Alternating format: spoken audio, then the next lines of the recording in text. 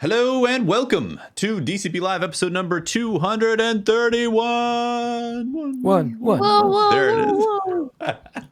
whoa. How's everybody doing? Fantastic. Pretty good.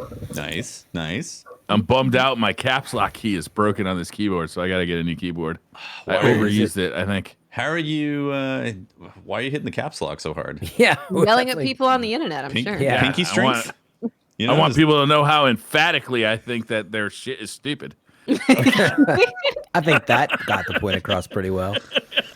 Busted caps lock again. Oh man, Hoplite, how are you doing? Pretty good. It's Awesome. been a hectic few weeks, but it's good to be back to everything. Yeah, ever since last March, it's been a hectic few weeks. Yeah, right. Fair enough. I know we're going to be digging into Destiny, obviously, but Watts, you were playing some Monster Hunter right before.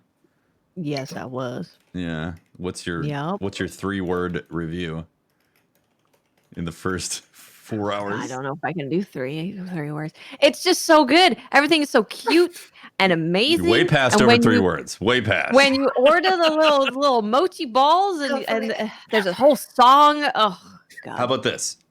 Yes. Which anime, in terms of best animes, which anime would it correlate to right now? Your experience. Oh man, you're making her choose though. That might be Yes. even harder. This is what the listeners need. What's an anime where you can ride a dog and you get to eat mochi by a cute girl who sings you a song? That That sounds like a dream. every anime. Yeah. It's a dream, exactly. My ideal life. That's what it is. My ideal life. That's 3 words. My ideal life. There you That, go. There it That's is. the you game. nailed it. That is it. That boiled down to 3 words. Perfect. I'm glad we solved that, guys. We did. We solved it. It's really great. Yeah. Yeah. How's everyone doing? What's new? Fran, what's new? Man, I've been playing a lot of Destiny, surprisingly. I know it's been about a little over a month since I've been on the show. What did I come back for last time? I'm always happy to be on the show, but I like to come back for the bigger recent drops. Oh, it was the launch of this season. That's right. That was the last time we chatted, and they had launched the seasonal challenges and all that. So I've been spending, believe it or not, a ton of time unexpectedly playing Destiny. Yeah. So that's been good. And then, just like you said, it's been crazy out there for the last year. So it's all blur. Mm-hmm. But outside of that, I'm still, playing Apex, Warzone, the usual games that never end. So I don't have time to play anything else. When Watts asked me to play Neo 2, I'm like, I want to, but You don't have any time to How am I play supposed to- Valheim. It might be one You of don't your have a spare 100 favorite hours in games there ever. Might be one of your top. I do games want to of play all Neo 2. time. It's on the list. It's the gamer conundrum. Every game you I've heard need that- like 20 to 30 hours minimum, right? I've heard that PlayStation Yeah. 5 version is awesome too. Like, it's Mm-hmm. really good. Of Neo? Yeah. Neo and Neo 2, like the whatever edition 120 that came out. FPS. Yeah, have it downloaded. Have it Oh, tried. It's like, that's awesome. If you got a sweet TV like Briar does. You damn right I do. It's interesting. Yeah, it's a weird conundrum to have like a nice monitor that like mine goes up to 240 hertz. Even if it's only 1080p, but I can't plug in my PlayStation 5 and take advantage of that. It's like, well, You can't play 1080p 120? No, you have to have the new HDMI standard, and so Oh, can't do anything about it. son of a gun. Oh, Just got to spend a couple thou. just drop a couple thousand Well, on OLED. Even It's not before a couple the update. thou. Mine was, I think, 1300. seems Okay. On sale. Yeah. Yeah, I kind of want to do it's TV, awesome to be back. but Yeah. I should say Get one Yeah. with TV, this is my monitor. Yeah, actually, even my my living room TV, which I don't really play games on as much because I'm always streaming when I play, but Yeah. it was like a really nice. It was Sony's first big OLED launch, the A1E or AE1. It's awesome, still beautiful television, but yeah, it's only 60. So I don't know. I'm kind of waiting it out. The new Sony's as well. and the LGs are all amazing. You know, you can't go wrong with those. But I'm never in there enough to take advantage of it. I'm just kind of waiting until, you know, I hit it real big, win the lotto, 8K. and then exactly I can put up like an 8K wall. That's what you want. Yeah. Where you just it's Now a we're seamless wall. A ceiling above the 120-inch bed, so 8K. you just lay in bed. Sounds Look great. at I'm 8K thinking video. about all these fantastic TVs, and I'm like, obviously this is spacious, but usually I'm stuck in a 10 by 10 dorm, so that's just not going to happen. Yeah. Just put the whole wall. The whole wall could be a TV. Yeah. Well, it sounds like you got like 9 by 9 that you can put a TV Yeah. into. There's Right? plenty of space for a TV. I mean, they're flat. They go right up against the wall. Yeah. You're like 1 by 2 is your body, and then everything else just a TV. I still have an older OLED in my living room, and to be honest with you, even though I have a newer OLED TV as my office like gaming monitor, I don't miss having the 120 hertz in the living room yet, because not that many games really take advantage of it. If I really want to play 120 hertz 4K, I have that option in the office, but I don't miss it in the living room yet because there's just not that many games. Yeah, I think of high refresh mostly with first-person shooters. Like if I'm gonna play Destiny and like go in the Crucible, I like it with the 120 or higher. I played Ori and the Blind Forest, not Blind Forest, Ori and the Will of the Wisps at 4K 120, and I gotta say, I don't know if it changes the gameplay, but god damn, it looks good. Such a gorgeous game. I can imagine that that just takes it to another level. Yeah. It really does. Yeah. It took it to the level of me being like, this is hurting my eyes. It's so perfect. and hurts It's beautiful. so just good. too beautiful. Yeah, I think it's the only game so far that I've looked at and been like, dear Lord, this thing is gorgeous Mm-hmm. Yeah. and so fluid and Especially in HDR. Oh my god, that game like just takes full advantage of that. It's amazing. it does. Yeah. Yeah. Speaking of video games, Video games. Destiny Yeah, we 2. should talk about video games. There was, Segue. you know, Let's talk about this little game called Destiny 2 and how Hop got into it. Yeah, I was Yes. actually going to ask because I wanna haven't met know. Hop in person and haven't even talked face to face. Like, what's just the background on who you are in the Destiny community and why you're here and why I have the pleasure to meet you today? Well, should we start with why I'm here or where I started with Destiny? how'd you get I into could go Destiny? either way. Yeah. Well, for Destiny, so I grew up on Halo, getting destroyed by my cousins, but being super duper into it. Destiny kind of slipped under my radar, though. I didn't realize that Bungie was working on something, and a friend in middle school could not stop talking about it. So one day I see it on sale at GameStop for Black Friday. I pick it up, and that just becomes the only thing I play for months. And inevitably, it led us here. Nice. Awesome. What was your favorite Halo? Favorite Halo.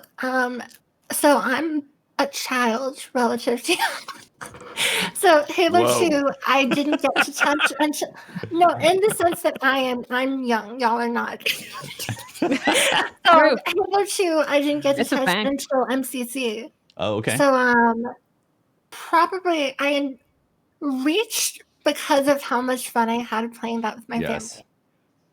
The multiplayer reach was a lot of fun. A lot of people give it hate, but I think it was some premier Halo multiplayer. Mhm. How did you get into like the Destiny community? Because obviously you've been playing Destiny for a long time, but what was the thing that really pushed you from just playing the game to being a community member? Originally it started with the quotas of actually it was a little bit earlier. It was back during Black Army, if y'all remember the Forge puzzles. Mm-hmm. Mm-hmm. So during the French Forge puzzle, that's when I started to get involved by Niobe Labs. I took over as the project lead, I guess, for the solve on that. And then Quarters of Time rolls around. It becomes this huge community event. I get drawn in. And from there, people were like, hey, I like your voice. You should stream. And things took off from there. That's awesome. What did It's all the stuff I couldn't do, that's for sure. All the puzzles and like gathering data and That's a lot of I patience. am way too stupid to that. Yeah, I was curious. Like, what was that like? What was it in? What was the experience of being a project lead like that? Because it's so unique of a interesting 'cause- perspective. It shifted from where I started, which was very much, okay, I'm in the weeds, I'm doing research, to by the time Cores of Time rolls around, I have people who are much more skilled at programming, and I'm essentially delegating and making sure that everything is running smoothly. People are meeting deadlines. Hey, this person wants a copy of the data we've got so far. And essentially acting as a liaison between our different groups. Yeah, it's really gotta hard be to describe. pretty intense with like all the It gets different extremely hectic. all the data coming in. It's a lot to sort through, and the other thing is because I kind of act as a public face, there are a lot of people who get very, very upset with, oh, why aren't you doing this? No, This in could the be done Destiny more community? efficiently. No, you do People overreacting on the internet? Huh. People. imagine. I know. Somebody should break their caps lock key. Oh man. The quarter of time stuff was wild. Like, did you get sleep when that happened? I think the longest I stayed awake during it was 52 hours. Holy 52 crap. hours. Holy crap. That is a long Yeah. haul. Wow.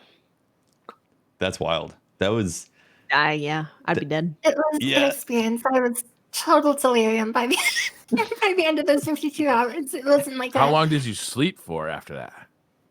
52 hours. 4 4 4 hours? and I woke back up. You were so tired that you couldn't sleep anymore? I had some unhealthy habits at the time to kind of keep me moving. Wow. Yeah, the quarter of time was a very unique period in Destiny history. You know, Yeah. the amount of involvement, the amount of people contributing puzzle pieces. You know, that was wild. It was crazy to witness it. I remember thinking, explaining this to someone who doesn't understand Destiny would definitely think you're making it up. Yeah. Yeah. Especially like the way that Hob explained it sounds like a full-time job working in like admin or something. So Yeah. it's like, wait, this is a That's game? exactly what I got told. I've had other people go like, "Hey, you wanna come to my job? You know, like we're looking for." You had job offers?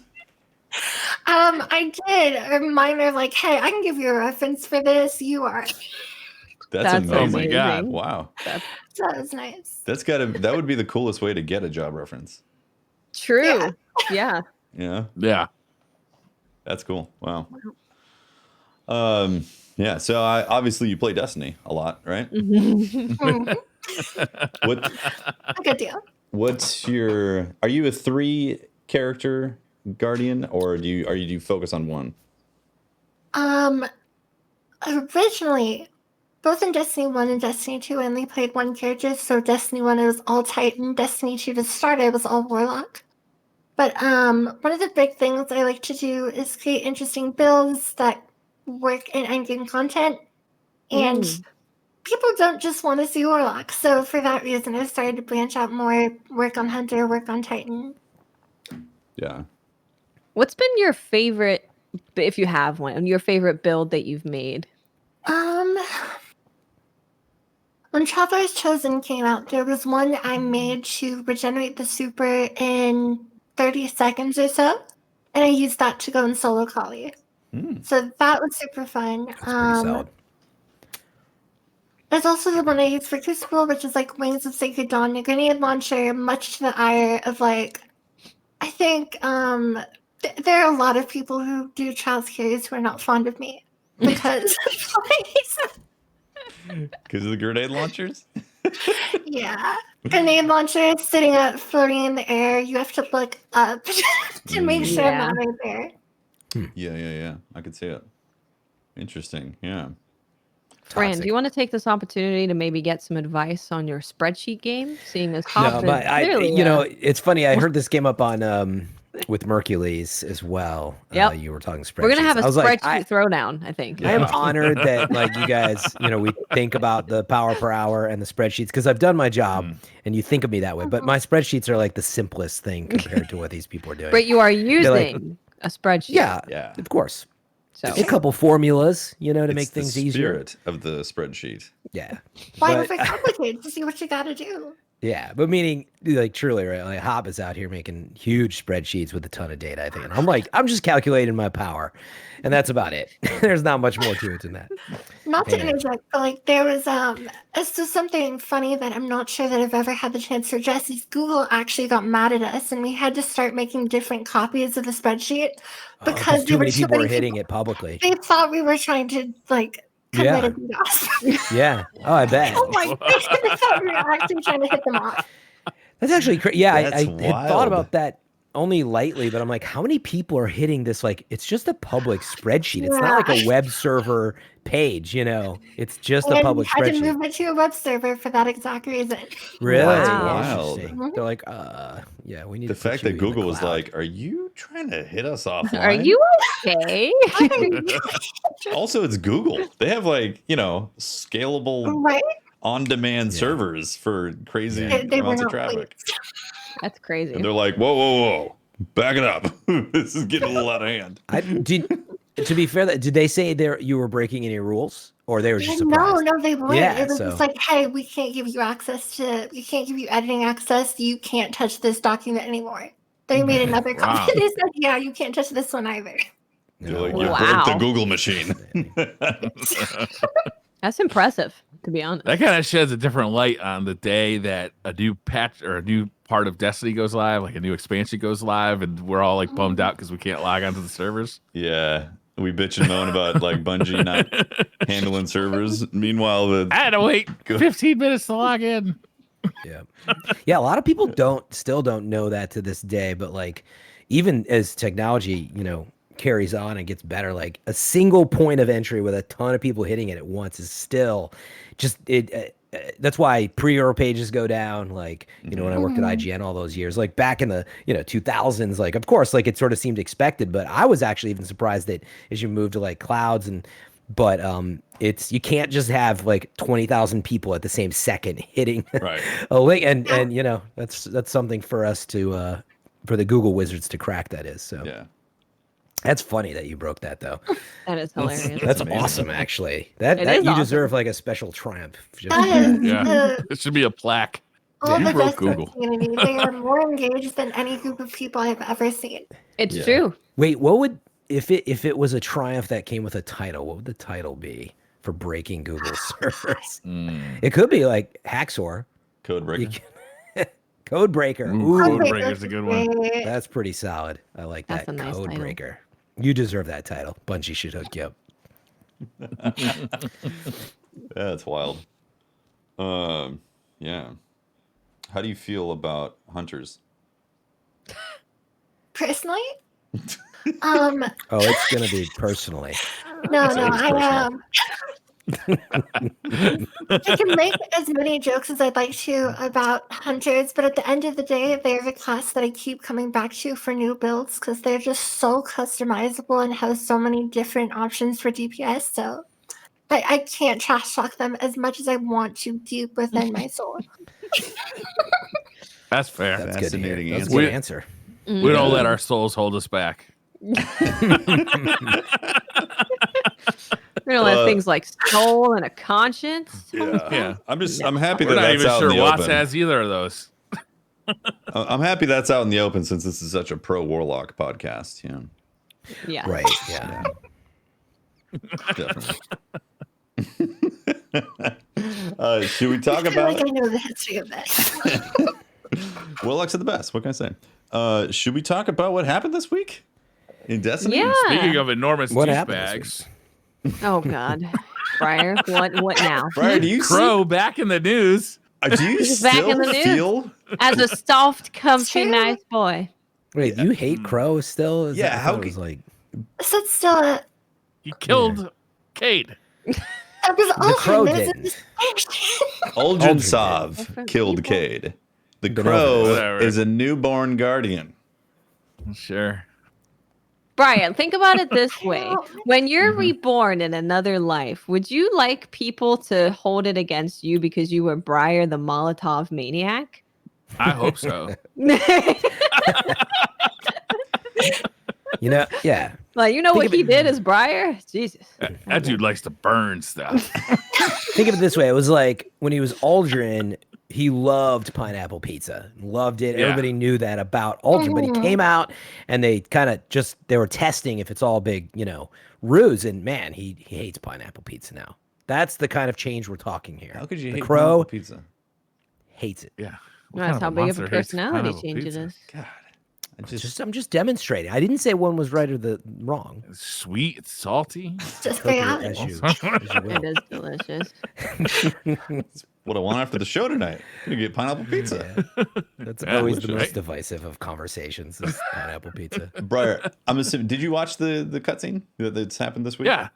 And you still feel like Crow is, So all right. So the new cutscene has, our big meeting with Caitlin with a C. Caitlin with a C? See. Yes. Now I forgot how to spell her name. Caitlin Caitlin with a with a C. C. Kyle, but Caitlin. you guys call her Caitlin, right?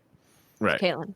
It's her real name. We respect her. And similar to how in a throwback to how Cade died, a sniper takes out not Zavala. What's his name? Zavala. Zavala. Yeah. Zavala's ghost, right? Not Zavala, not Takes Zavala? out Zavala's ghost. And then, Crow reveals himself and saves the day. Mm-hmm. But what if he caused the whole thing? What if it was his idea? He already knew to kill the ghost. You right? saying he financed Where did that it? idea come from? Crow It happened the financed this whole exact thing? same way. It happened the exact same way. Did it? Can't Nobody tell if got he really deja believes this vu? or not. Deja? I, A little I bit. think it's what's Sniper turning takes me. out the ghost.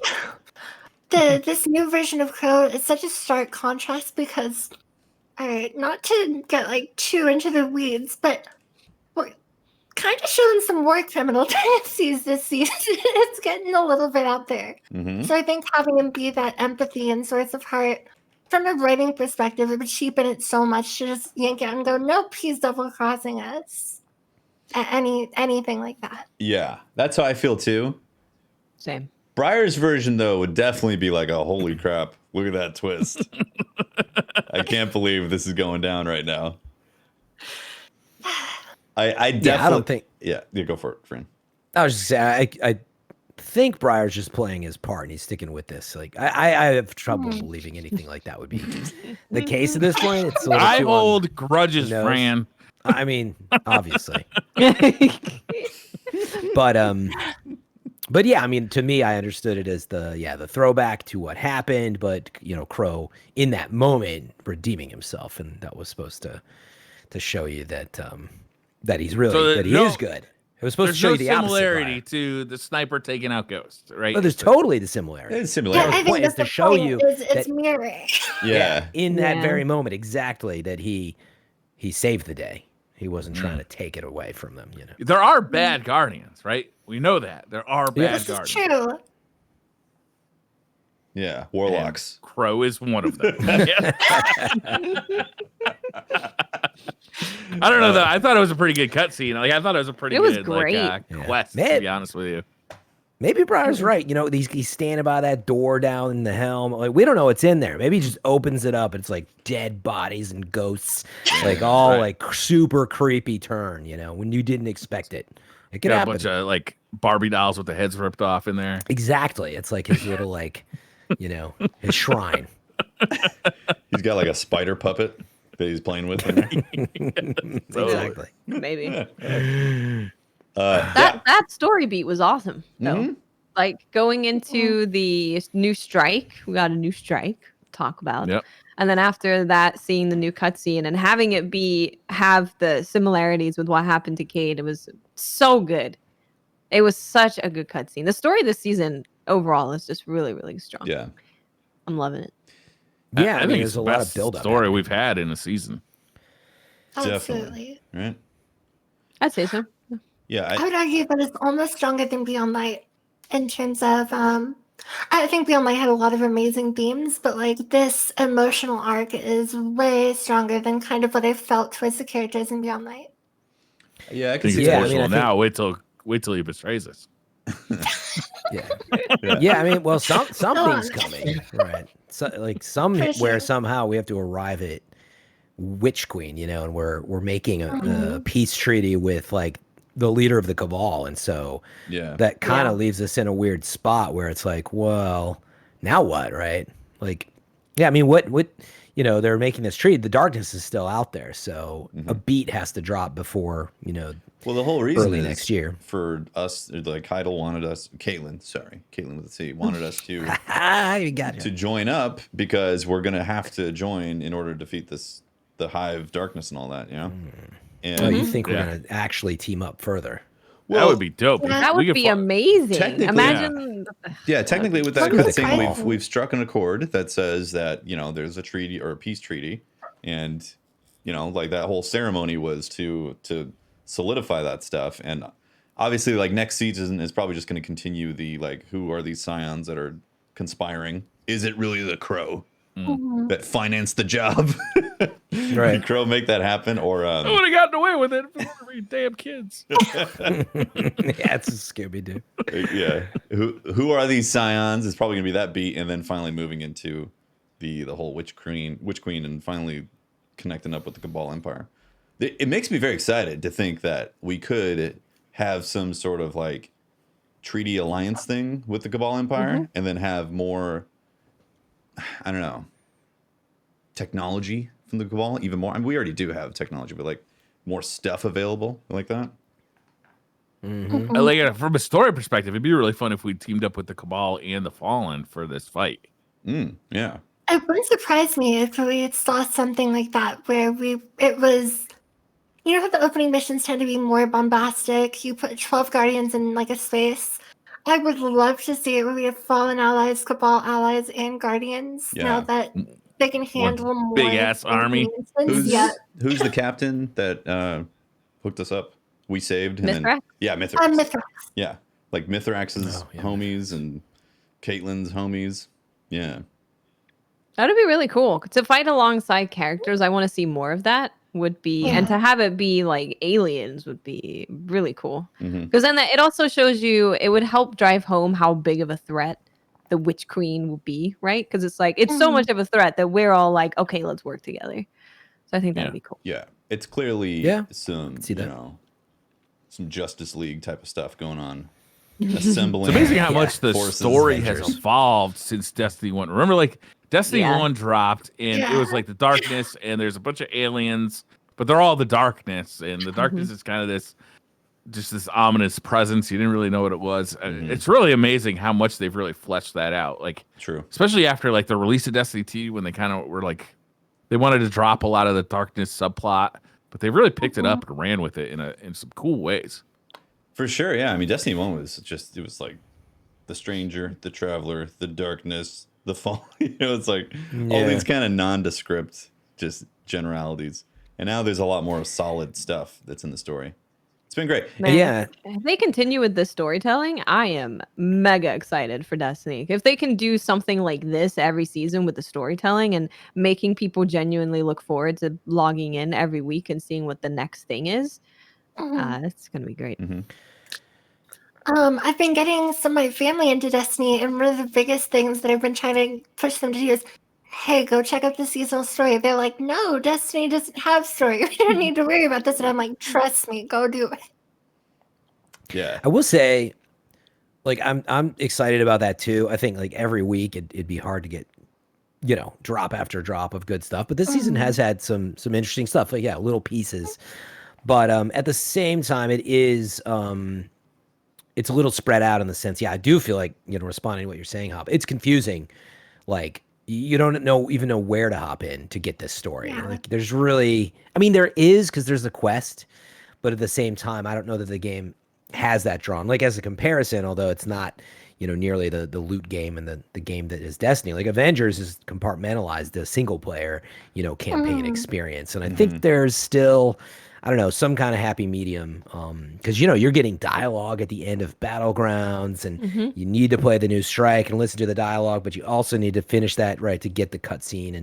And I think the previous cutscenes came from Battlegrounds, right? But now one came from the Strike, and technically the quest leads you through it, but Yeah, I'll be interested to see how they make that more accessible to everybody who, like, if they just want to follow the story. Maybe they don't want to grind, to 13. Yeah. See, I actually experienced some of that this time around because, like, hopping on, I wanted to see these story beats. And when it makes you go do the same stuff over and over again, it's like, do another battleground, now do some strikes, now do another battleground, now do some strikes, now do another battleground, now do some strikes. And it's like, when you're interested in the story and like what you're saying, and you want like the back-to-back hits of what's happening, that that can dilute it a bit, because this has been an awesome story arc for a seasonal drop, like probably the best to date. Yeah.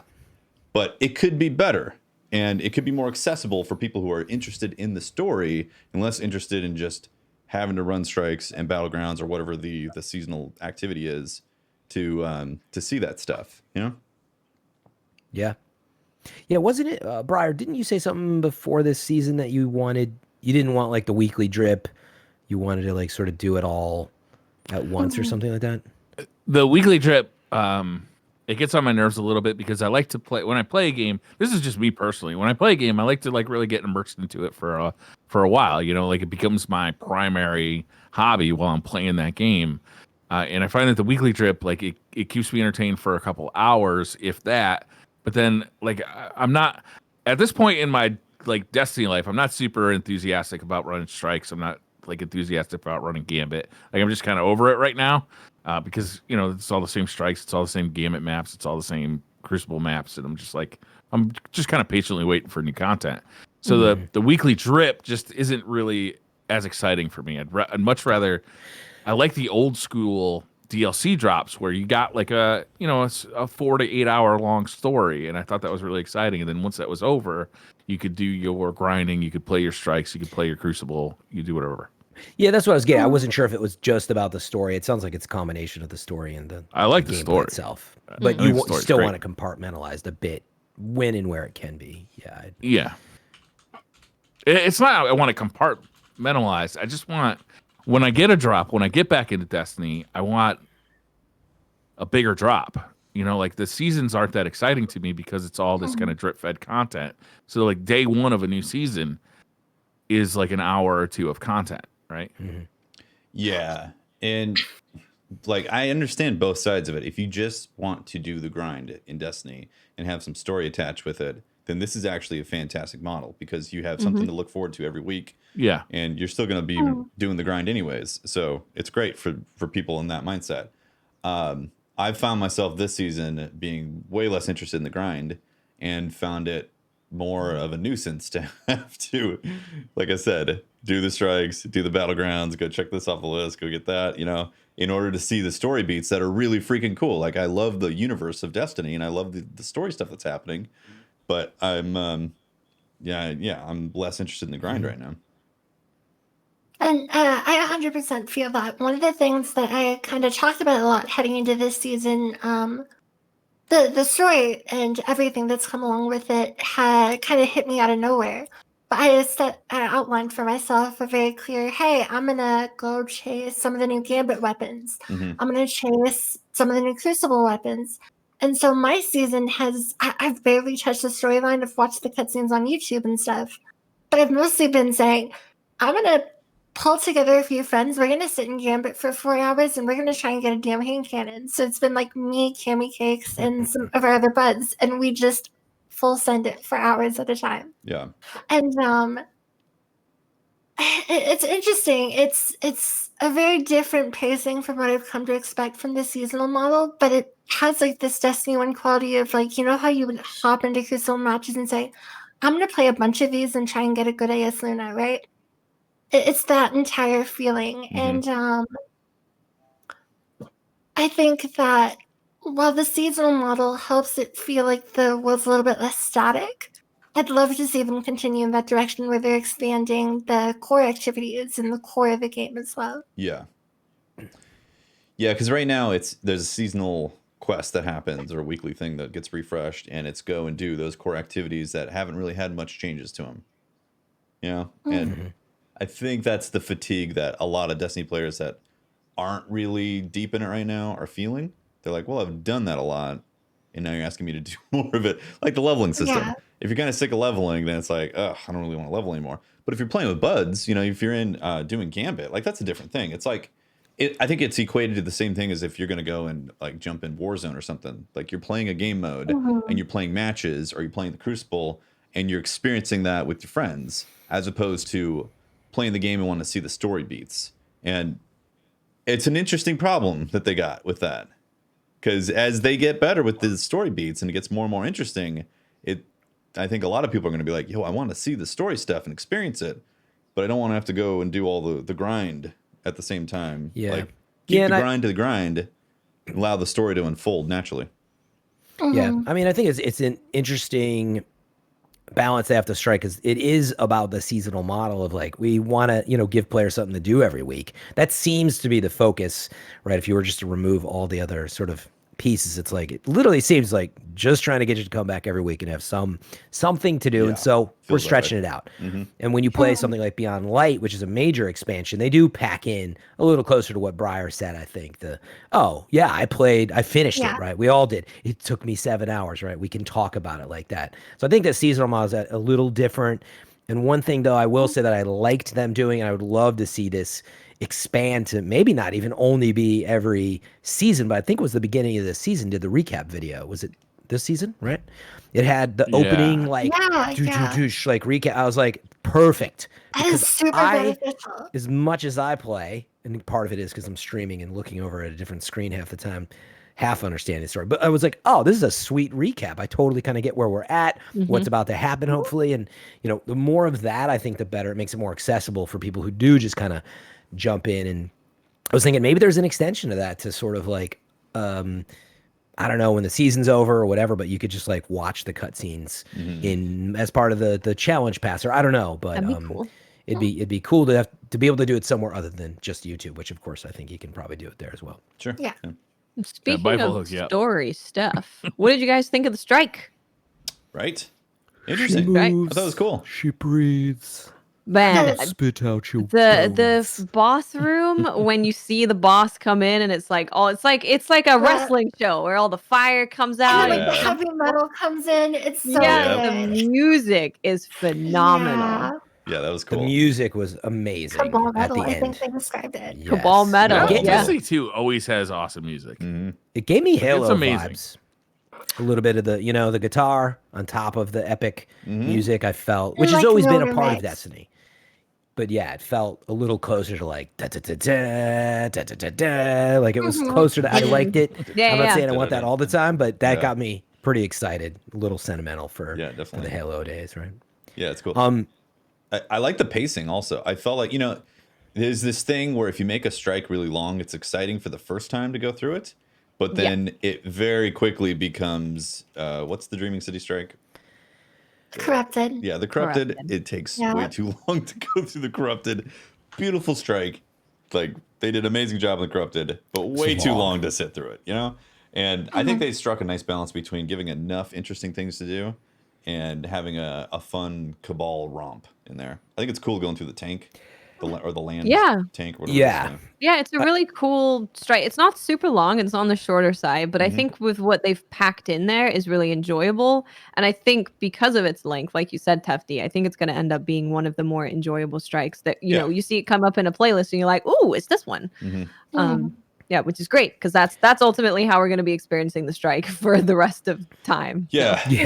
First, it's gotta be a while. Yeah, first 3 I'm times. super excited to see it. Oh, I was just gonna say, first 3 times you're like, yeah, it's the longer the better, and then after that you're like, woo, let's shortcut this. You're running through everything.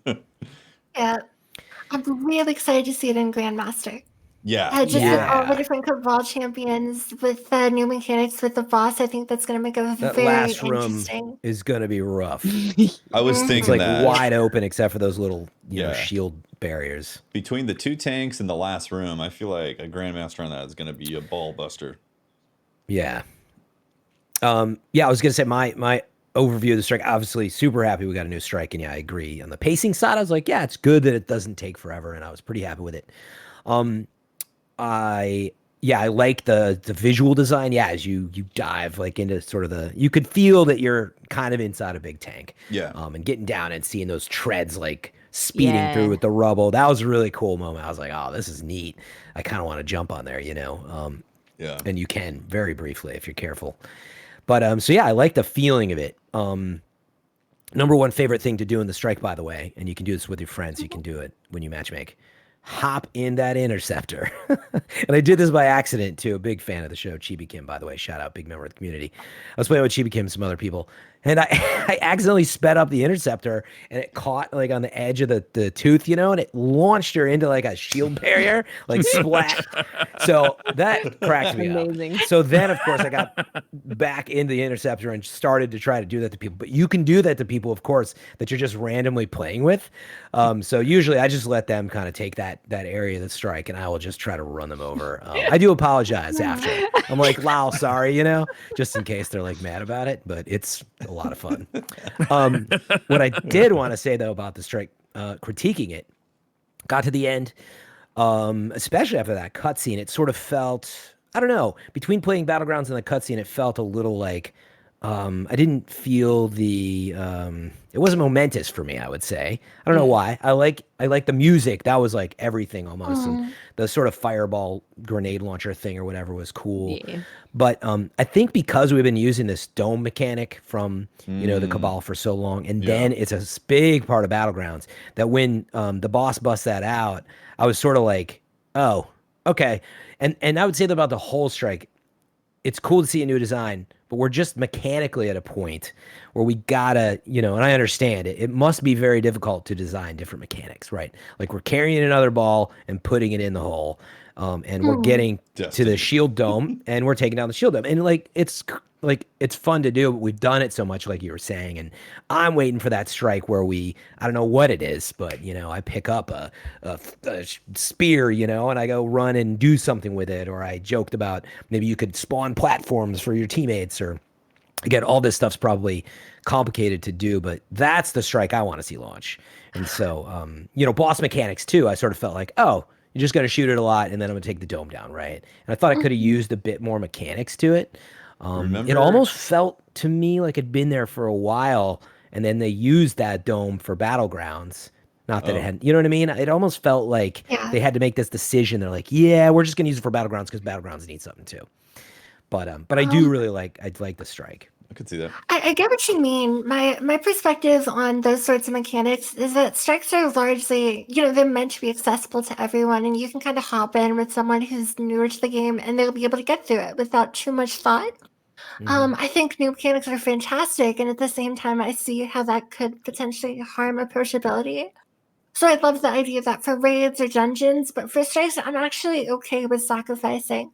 Okay, we're going to go with some pretty standard, self-explanatory, easy to understand stuff, because the second that you get into a strike and you're with blueberries and they don't really know how to progress, it's going to become a real problem, especially if you're going to focus on saying, hey, I want you to do 3 strikes. All of a sudden, what's a fantastic strike in Proving Grounds? It has like a super innovative mechanic. It becomes, oh God, I have this strike, and I don't know if my teammates are going to be able to push us through this. Yeah, and or so they something can as actively simple. troll you. They can stop progression of the strike by like holding on to a key item or something. Yeah. Also, and that's true. back I to wouldn't the want corrupted strike, the exact same thing, where it's literally as simple as having to throw the ball to someone to amplify it, and that just does not get translated to blueberries. This is why we're saying, like, I think the corrupted and those type of strikes, you play it the first time, like, oh my God, this is long. You like going on a journey. There's mechanics. This is super cool. And then as soon as you finish it the first time, you're like, all right, I don't like it. So I think this strike is perfect for a playlist strike and being really enjoyable for a playlist strike. Yeah, and again, that's a good point. I just want to be clear that, like, for me, it's the fact that it's still the ball that I'm putting in the socket, you know, and like it could just be a Put square. Your balls in the hole, Fran. Yeah, but you know, that's all I'm saying. You know what it is for me? It's the feel, right? It was the first time we dunked the ball, you know, in Destiny 1, and it went whoosh, and it explodes. You know, just that feeling. I'm looking for a more different feeling. That's all. It could still be very simple, but the more that we can mix that up, that could be super exciting. But anyway, I think the strike is tight, and I can't wait to see when is the next one. You know, do we have to wait till Witch Queen? I don't know. Right? Was I the think we do. Oryx the first time we did a ball in a hole? I think it was the opening of King's Fall, the encounter to open the gate into the Ascendant Realm. That was the first time, because I remember everyone freaking out about that. Yeah. Which actually, Yeah, that was quarter really- Oryx, yeah. Yep. Good ass Right, yeah. slam dunk. Yeah. But we will be getting, And it- you know, the. Oh, sorry. Go ahead. Fran, You are could right, possibly though. kill your friends too with it. Yeah. Fran, you are Yes. right. They're definitely starved of ideas for mechanics in Destiny right now, because it is the same stuff being reused. And it's not that they couldn't have something interesting new that isn't difficult to understand. Yeah, it doesn't have to be super hard to do. Yeah. It could be lighting a torch, you know. I don't. But again, I don't think it's an idea thing, really. You know, I think it's a mechanic thing. Like, we see how hard it is even to get, you know, relaunch, you know, previous strikes, and you know, we'll be getting some of those and relaunching Vault of Glass, and I'm sure it's very difficult from an engine perspective, and everybody's working from home as well. But Yeah, but the point is, the game needs it. Not that they're like they can't think of anything else. Obviously, they can think of a bunch of ideas, but it's some sort of limitation. Oh, in the they have engine. no more ideas. You said it. It's guaranteed someone in the YouTube comments. 70 things. Bungie has no ideas now. Oh, okay. We need those internet idea men. I think he was saying the Oh, game God. is starved for ideas, but it Yes, sounded from a like player they perspective, were you want to stuck. see Let's more see. of those mechanics, which is it's exciting to like. If you play God of War, you know, there's like these various mechanics that open up as you progress through a game. It's like I feel like Destiny has been in Act 1 of mechanics, and it hasn't progressed into Act 2 or 3 since then. Yeah, just the feel of them. Yeah. But it's cool. I'm really excited. You know, I've actually only played it a handful of times because I'm trying to not wear it out so fast. That's just the personal thing. Like, yeah, when Grandmasters get here, I'll probably go in. Actually, is it next week that it's coming up for that? It they might say? be, which is going to be interesting because that means it intersects with Palindrome. Yes, exactly. That's exactly what I was thinking about. I was like, I'm going to be all over that. It'd be nice if it's a nice short strike that I can grind out that Adept Palindrome. Yeah. So, Stasis. Right. There's a few things we got to talk about. Trials popping last weekend. Trials Stasis. Mhm. Actually, are those the two things that are left? Let's talk about Stasis. So there was the massive, there was a big old patch for Stasis, which nerfed a bunch of things. Most notably, the behemoth got kind of not annihilated. It's still good, but you have to actually think about where you're going and use your movement instead of just like. So basically unusable for Titans. Strong statement. I didn't say it this time. Have any of you guys been in the Crucible and experienced the stasis change? Seeing as Iron Banner is out, so I chose to refrain. I have. I'm just not a big stasis player. I also think it's going to come down to see how Trials goes. But I sort of figured you've played, so I don't know if you have Watts or Hop. Are you big? I've played a bunch in Trials, not in Trials, in Iron Banner, and at my first experience with the Behemoth Titan, I think hadn't read the patch notes and still thought that it froze when he popped the super because he popped it right in front of me. So it's this big wind up animation that he's doing, and I just murdered him. It was great, and I was like, that was wonderful.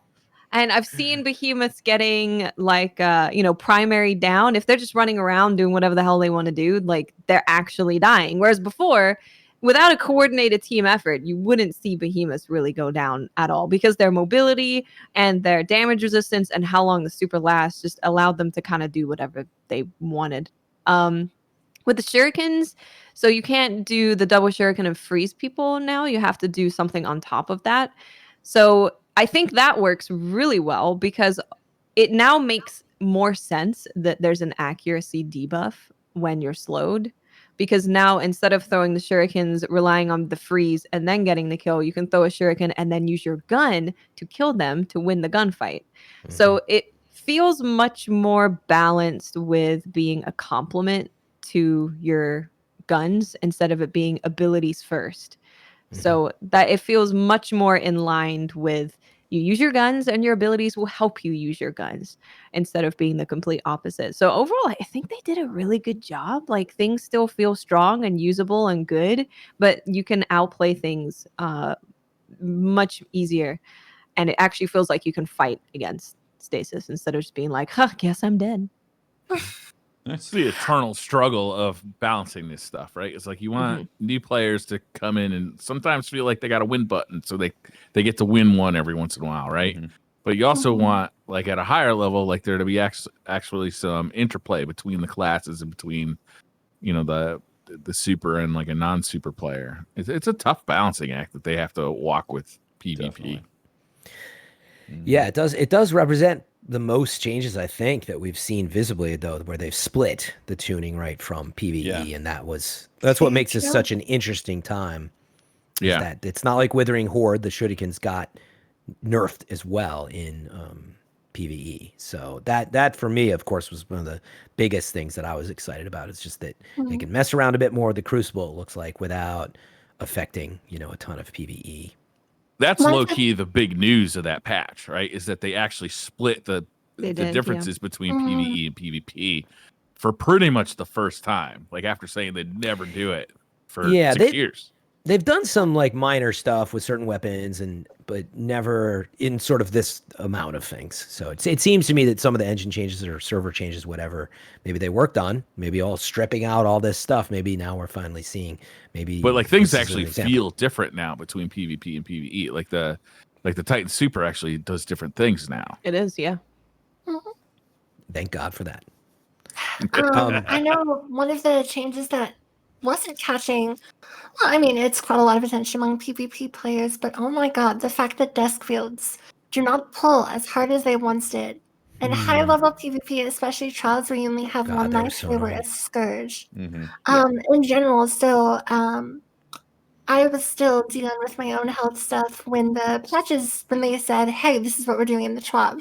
But a few weeks prior, I wrote down, if I had a dream patch for Stasis, they would do this, this, this, this, and this. So I come back, I read the TWABs that I missed.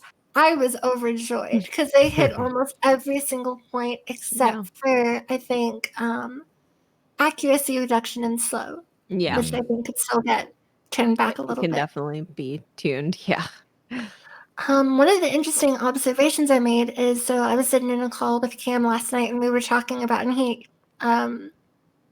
remarks that Stasis players, now after the Stasis nerfs, everyone is way less aggressive. And it's an interesting phenomenon that I've noticed with Destiny where if something gets changed, everyone runs away from it, regardless of how the situation is practically. Hardlight gets tuned a little bit, everyone pulls away from it. Stasis gets tuned a little bit, everyone stops using it. So I've had a blast just continuing to use Stasis and having everyone go, what? What do you mean it's not using Stasis? Why are you using this? It's supposed to be done. Yeah, I played some Iron Banner, and like I'm just not a huge. I mean, I play PvP like 15-20% of the time of my Destiny experience, I think, but I actually did not like using Stasis. I'm always like anti-meta, I guess, but I try to avoid it. I pretty much just use Void Such Hunter. a hipster. I know. I'm always like, I'm too cool for this because honestly, it is one of those things that was annoying me so much getting shadow dived, and I was just like, I just don't want to have to do this, man. It's not what I want to do. And honestly, Spectral Blades was still great. Void Hunter still really solid. You didn't have. I mean, you could have used the advantage, but I'm like, I'll stick with this. But anyway, I noticed that. Yeah, like walking around, I didn't see as much Stasis. Yeah. So I did feel that. So I can't speak to it on the, I think, level of tuning you guys are talking about. But I definitely felt that. Yeah, having played Trials the last several weeks, yes, getting sucked in the dust fields is just awful, awful, as well as many other things. But literally, it was like, here's the loadout. We need you to put on dust field. We need you to, like, put on these mods to make it as awful as possible. And so I'm curious to see, how that, goes forward. So I think we'll see some good changes, and if Bungie doesn't like to do, settle. Yeah, they don't like to nerf stuff completely into the ground and break it to the point that it's like, nobody's ever going to use it again. And so, I guess we got to see what happens. Yeah.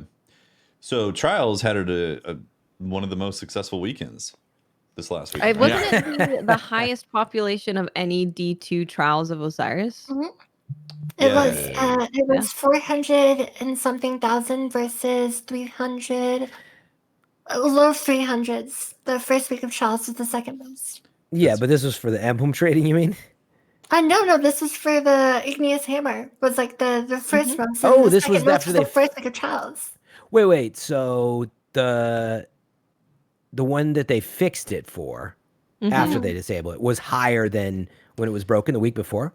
Yeah, the third win. Oh, I didn't. No, I we're didn't catch saying that this is the most poppin' trials has ever This been last weekend, in yeah. Destiny 2. Yeah, no, and I got Yeah. that because it was the weekend of the, I guess, Hammer. 11th and 12th and 13th that, meaning people were emblem trading just to get, The previous week? Yeah. Yeah. But Yeah, this was that's right. this was when the emblem thing was over. And Yeah, no, I'm amazed by that. Meaning for Yeah. people able to go in and like get free trades that just putting the hammer at 3. Got honestly, people it to, like, I'll affected play the for whole playlist too, because like when we went flawless so fast, I was like, I need to go play more because I feel like we didn't really play. It was so fast, which was a very different experience than what trials normally is. Very, very, very different. So it wasn't just like we've had some moments where you do the 3 wins, which I think there's been another one where people just were going for 3 wins, and then as soon as you go past 3 wins, it was like, God, this is awful. Like you could feel the Yeah. population drop off. Yeah. But with this, the population was solid like the whole way through. It felt like people had gotten together to get the hand cannon, then they were like, well, we could try and get 5 and get the chess piece. We might as well, seeing as we're here. So yeah, it was a really good week. Obviously, the hand cannon is a big draw, but also every single thing that you could get was a new thing, which That's impressive. Isn't it Helpful. crazy how much that affects the playlist when there's something people actually want from it? And it's not like Yeah, I mean, out of reach. Right? trials What isn't was- always. Oh, I was gonna say that trials isn't always has been driven by loot incentive, and that's even stronger in Destiny 2 than it was in Destiny 1 because in Destiny 1 you at least had this sense of, or players had the sense of, oh, I can go and get that from the bounties, and I'm gonna sit in the playlist for ages. And in Destiny 2, generally for worse, players just don't have that sense, so it's very loot dependent from week to week how engaged people are. Yeah, and there's no, like, if losing, there was nothing, right? How it's basically been in Destiny 2. Like, you lose, well, good luck, good luck not losing. Yep. Yeah. Yeah, I was gonna say, do we know what the drop off was though? So after 3, what was the population to the lighthouse? Maybe that's a way to look at it. Are we able to see lighthouse completions Only week on week? actually we are. Hold on. That's the spreadsheet data we need right now. What is I'm just the- curious what The spreadsheet the hit. actual, let's call it the actual full, population is. So obviously a ton of people wanted to hop in and get that third bounty done. But I'd be curious how many people kind of kept going to get to the lighthouse or could. This week there were 85,710 flawless guardians. If I remember correctly, it usually hangs around 300 to 400,000. 30 to 40,000. Oh, so you think quite it a jump. doubled? Yeah, it was definitely a significant jump. Naturally it would if That's there was that many more fascinating. people It would, playing yeah. too. And just like Yeah, Watt and the more said, people like, that play, the more likely you are to like get that lucky card and run into teams that you can beat, and yeah, the more people are gonna go Oh, flawless. perfect. have matches. It that shows feel right here better. with a 51% jump in flawlesses. Wow, Wow, that's a great. big- 51%. yeah, That's You awesome. said it was 80,000 completed it, Mhm. and out there's of, about like 400,000. 400,000. Right. So about 20%, but that's making it all the way to the lighthouse. So yeah, I'd be curious to see, all the other level, or match 5, 6, 7 that were played. That's good. That's a good Yeah. sign. It is a I'm good a little sign. bummed that everybody has the Igneous now, but I think it's great because it, we've been saying we need to find a way to get more people into trials so the population isn't so rough. Yeah, for I lack guess of a better way to put it. I think that's the tough thing about it though, is that it's great that they had such a great population jump for the playlist, because that's exactly the issue right now, is that like when the population's low, the playlist feels bad, and when it's popping, then it feels great. You feel like you want to keep on playing because you're getting matches that like you can casually play, right? The problem is they can't have the hammer every week or something like the hammer every week. Like True. there is only that gun that Yeah, and Yeah, is to gonna say bring that that even pull. even if you were to say, okay, well, let's put something new every week. So maybe it's not like the hand cannon and the messenger and all of that, but it's new armor that's on 3 every single week. Even then, eventually you will run out of people wanting to play. But I think that it could be a solid idea to keep it strong for a while with having, helmet and cape and chest, arms, pants, cycle through the guns. And then maybe people will want to keep going. And when they do that again, because they don't have the role that they want and they weren't able to get the role that they wanted last time. So I feel like that could keep the population going for a little bit, like a decent amount of time. It's definitely going to be impossible to sustain this kind of weekend forever. Yeah. Because the loot's just going to run out. But even then, though, it still feels like, 51% is nice and all, but it's not like, it's not massive, 300% or whatever. It's not like the 153%. And all I'm getting at is that I certainly felt trying to get past 3, it completely changed. It tended to go off a cliff in terms of. You also play really late, which I will say is the worst time to play any Crucible. I can tell as soon as it hits like around 5 p.m. Pacific, I can feel all the children arise from their beds and hop on their computers. You can hear the crack of the Monster Energy. Monster Energy cracked simultaneous across the land. I hear it across the land, and I'm like, oh no, we gotta know. Maybe that's part of it. But either way, I definitely felt it. It was, in fact, like statistically, I could not get past 3 with, I'm okay, and my other 2 people I'm playing with are very good. But man, once you got past 3, it was still really hard. Meaning that is still something that they got to work on fixing. Loot at 3 is only going to get people to jump off the map until you get your win and you're out of there or whatever. So obviously, I'm still happy that they put that in there, though, because it's really good loot, and to hide that behind the lighthouse, I think would have pissed a lot of people off if you hit it there forever. Well, it's strained the population, hiding it behind the lighthouse. Falls. Yeah. And, you do still get the adept weapon at the lighthouse, which is nice. It's got quite a bit. Igneous, as an example, has a little bit of range, but a lot of handling math as part of the adept, and so it's worth it if you can get there. It's still worth it. And there were some interesting stats from Forcado in chat who said that they looked at characters who did exactly 10 matches and 50 deaths, which means that they literally just went in and jumped off the map and peaced out. And that was about 2% with people who did that. Interesting. I wonder how many people, though, played the first match and then said, no, I'm jumping off. Yeah. Or maybe they played one round and then were like, all right, never mind. Yeah. Not even a full game. Like, no, let's try. That is a different stat, isn't it? Yeah, let's know. We could do this. Let's and then my bad, guys. Bad idea. Let's jump off.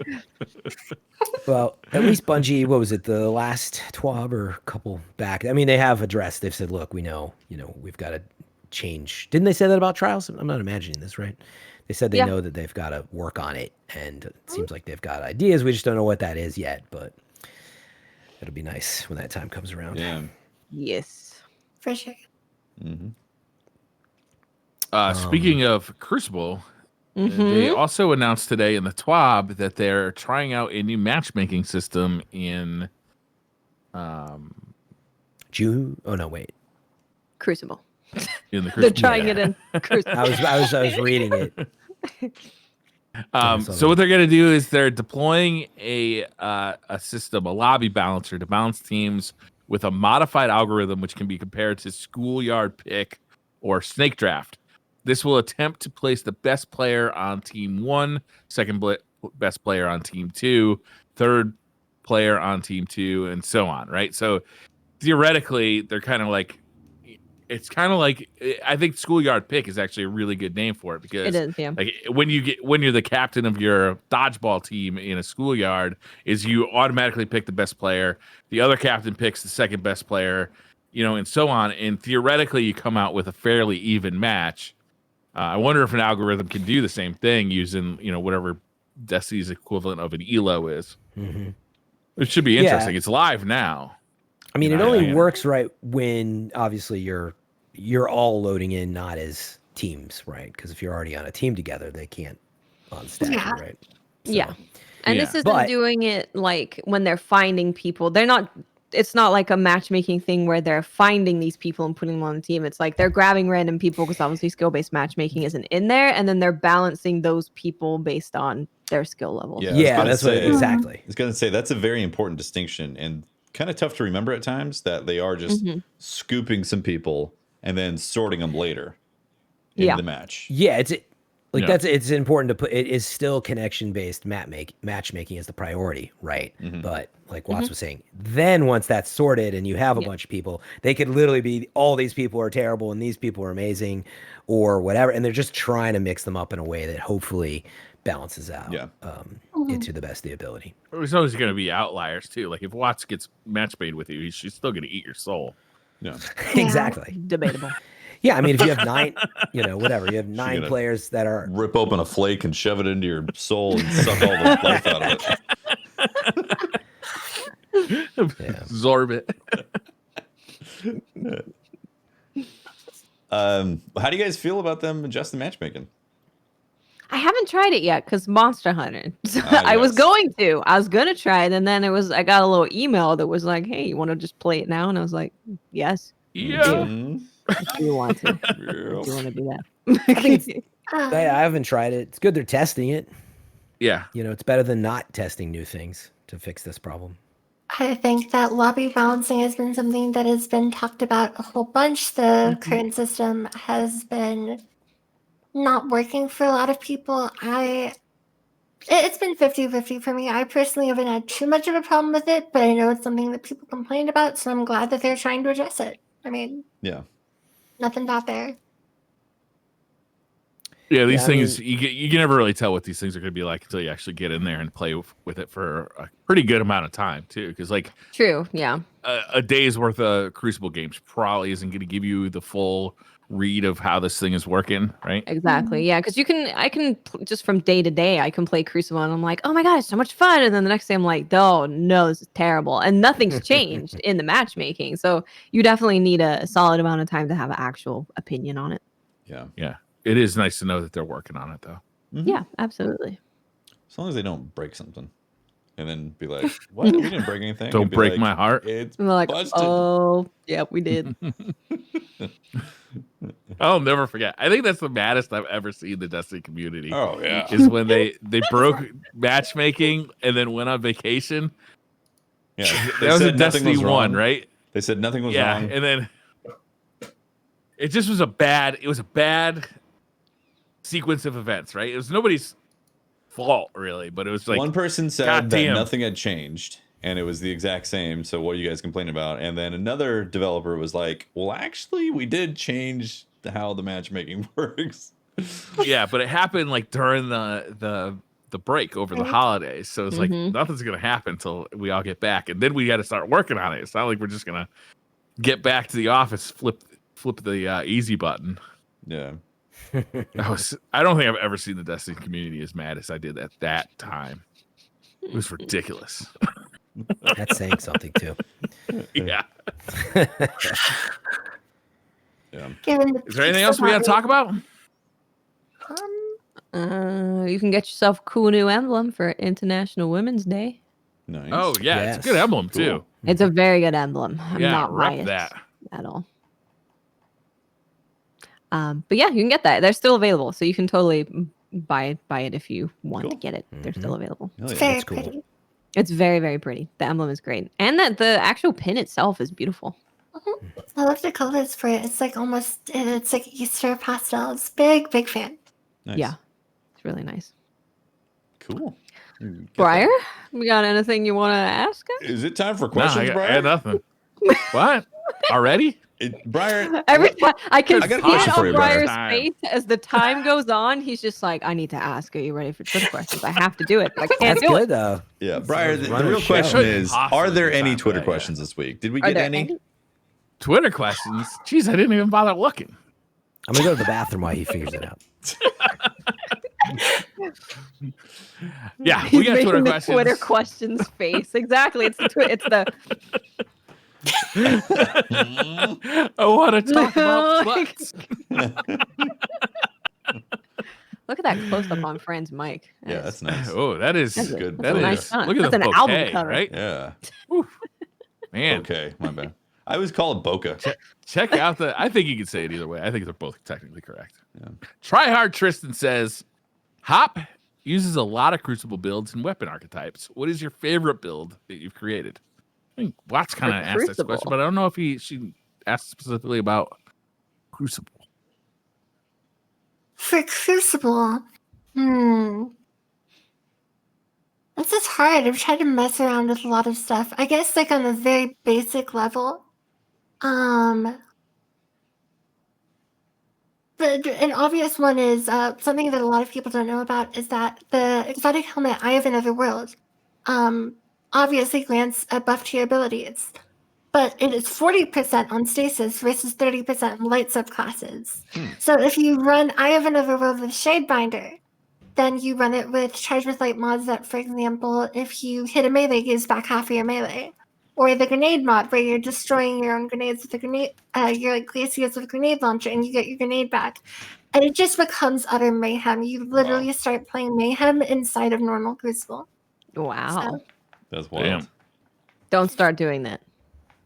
Yeah, you've been warned. Ignore it. You heard it. It was fun. We had a good time. Now don't do it. Now it's off limits. Don't do it.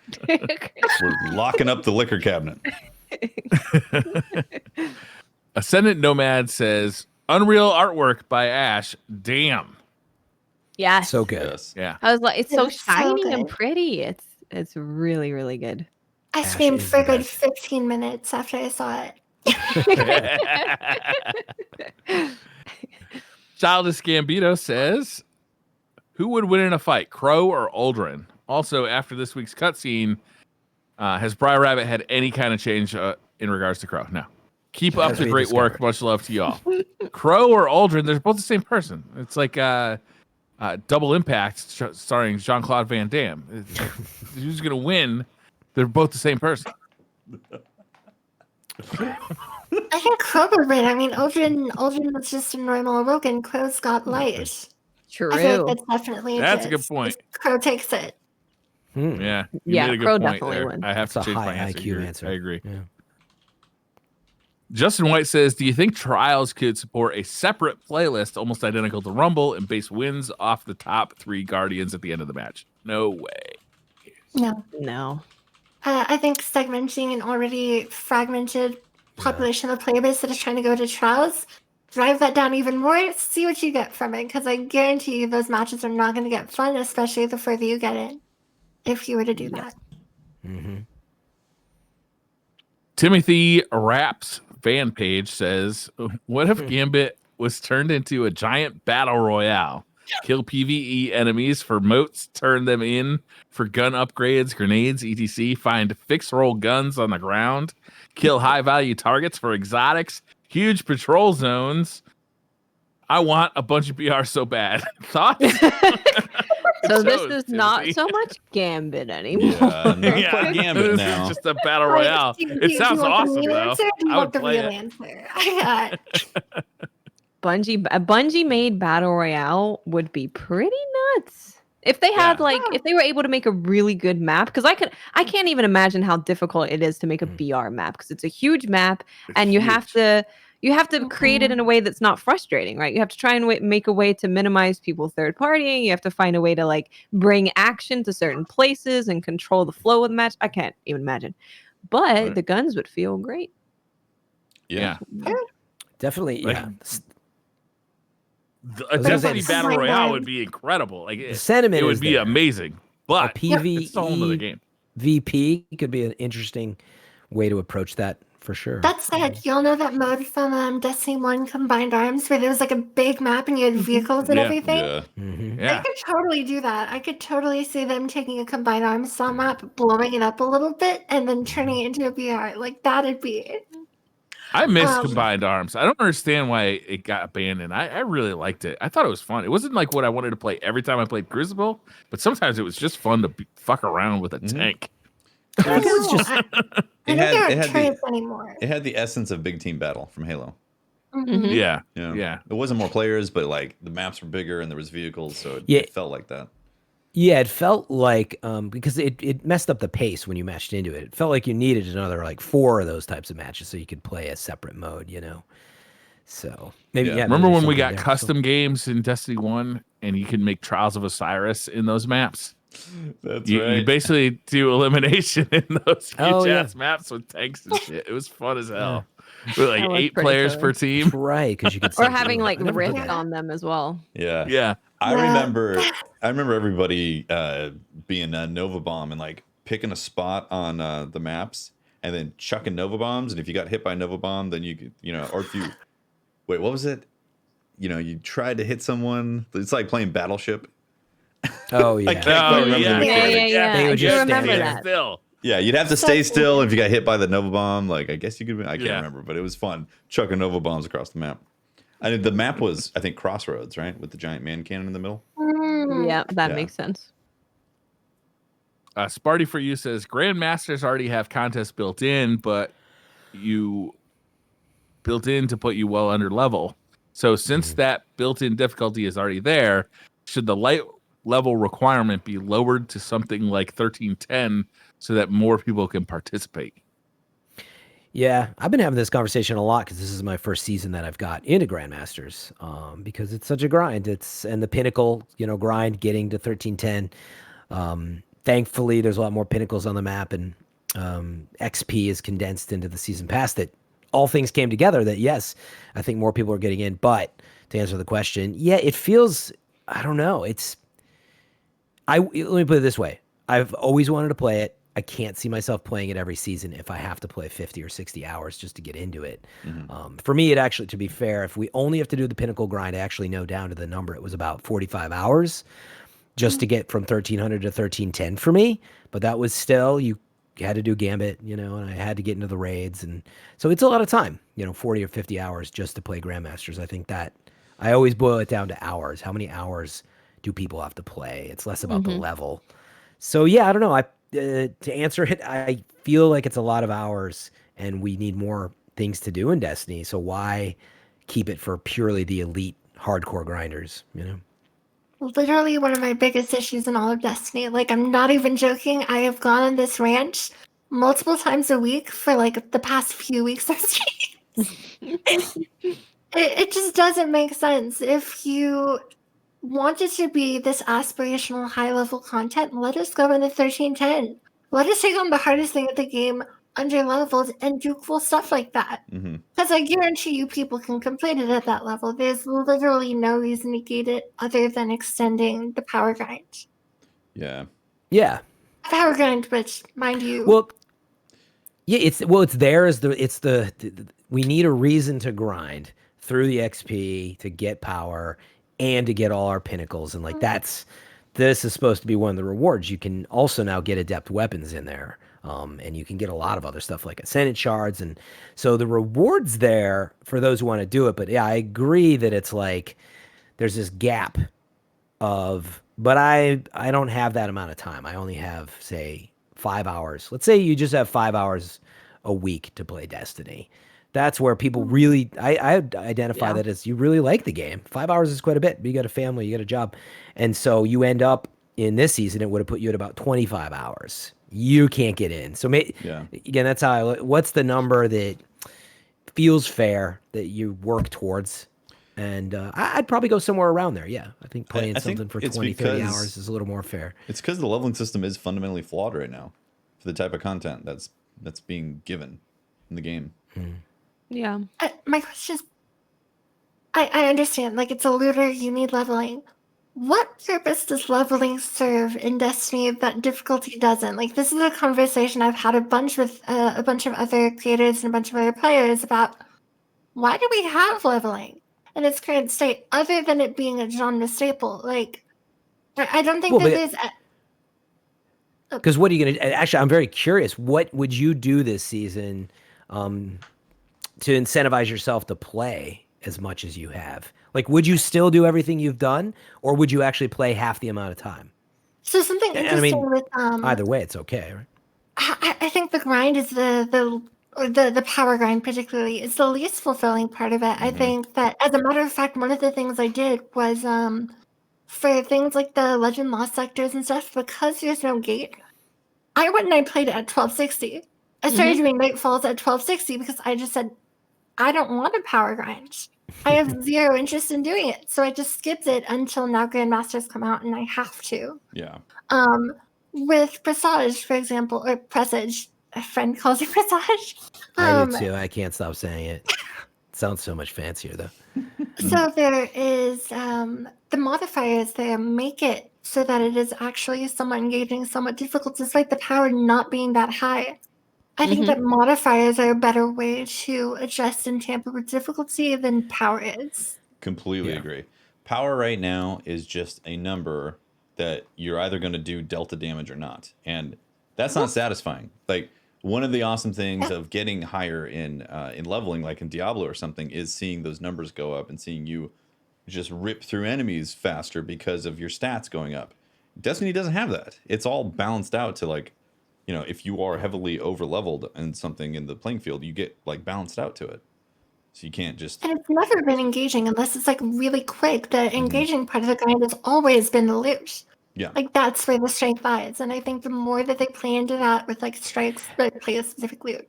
Yeah. I mean, they are reducing the level grind, right? Next season, it's only going to be 10 levels. So Yeah, but it's pinnacle levels. It is pinnacle levels. To me, that doesn't solve it because the pinnacle, there's no definitely- downside protection. Well, if they switch all the powerfuls to pinnacles and make it 10 pinnacle levels, then it could actually be functional. Because if you have that many sources of pinnacles, then you can knock it out in 1 week. Yeah, but that assumes the RNG is kind to you as well. That's all I I'm mean, saying. yeah, but it you're going assumes from that you don't 10 to run into any 25. trouble. Yeah. Yeah. See, I think the problem is when it's seasonal content, you have at least I do right now, very little desire to actually do the grind for it because it's literally content. Like Brian, you're always saying, it's the content that you've already been playing.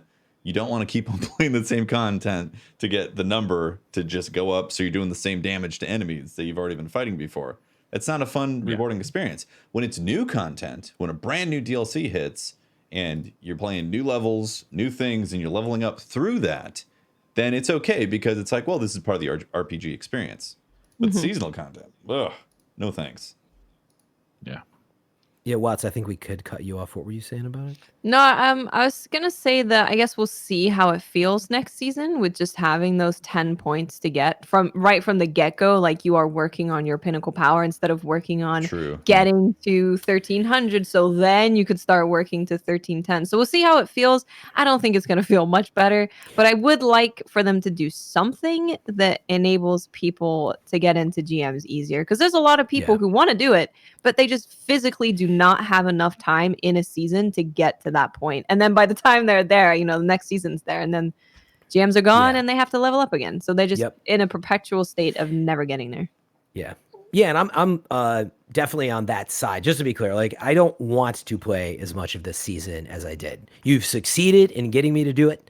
Part of it is full disclosure. I want to experience the season pass or the weekly challenges, which is a new system. So I'm sort of investigating. But putting that aside, it's like I feel like okay, you've got me to play a ton of this and a ton of that. I don't really want to. I do as a player who over 6 years have been playing this game. I really want to play GMs because of the difficulty, because I want to find, you know, people to play with that want to play at that level of coordination. And it's gated behind the power grind. And yeah, those are the two things that butt up against each other. That to solve it, as Teft really put it, you need something to grind for that makes sense for the power, not something that you just threw behind the power wall. And that's what Destiny's been facing outside of the main expansion grind every year. It's like, every time we get into seasons, it's like, I don't want to level up like at all. It's the least interesting part of Destiny. I just want to play Battlegrounds. Yeah. It's why everybody was laughing so hard when Avengers said that they were going to make it harder to level up. It's like, you made the least interesting part of the game harder. Nice job.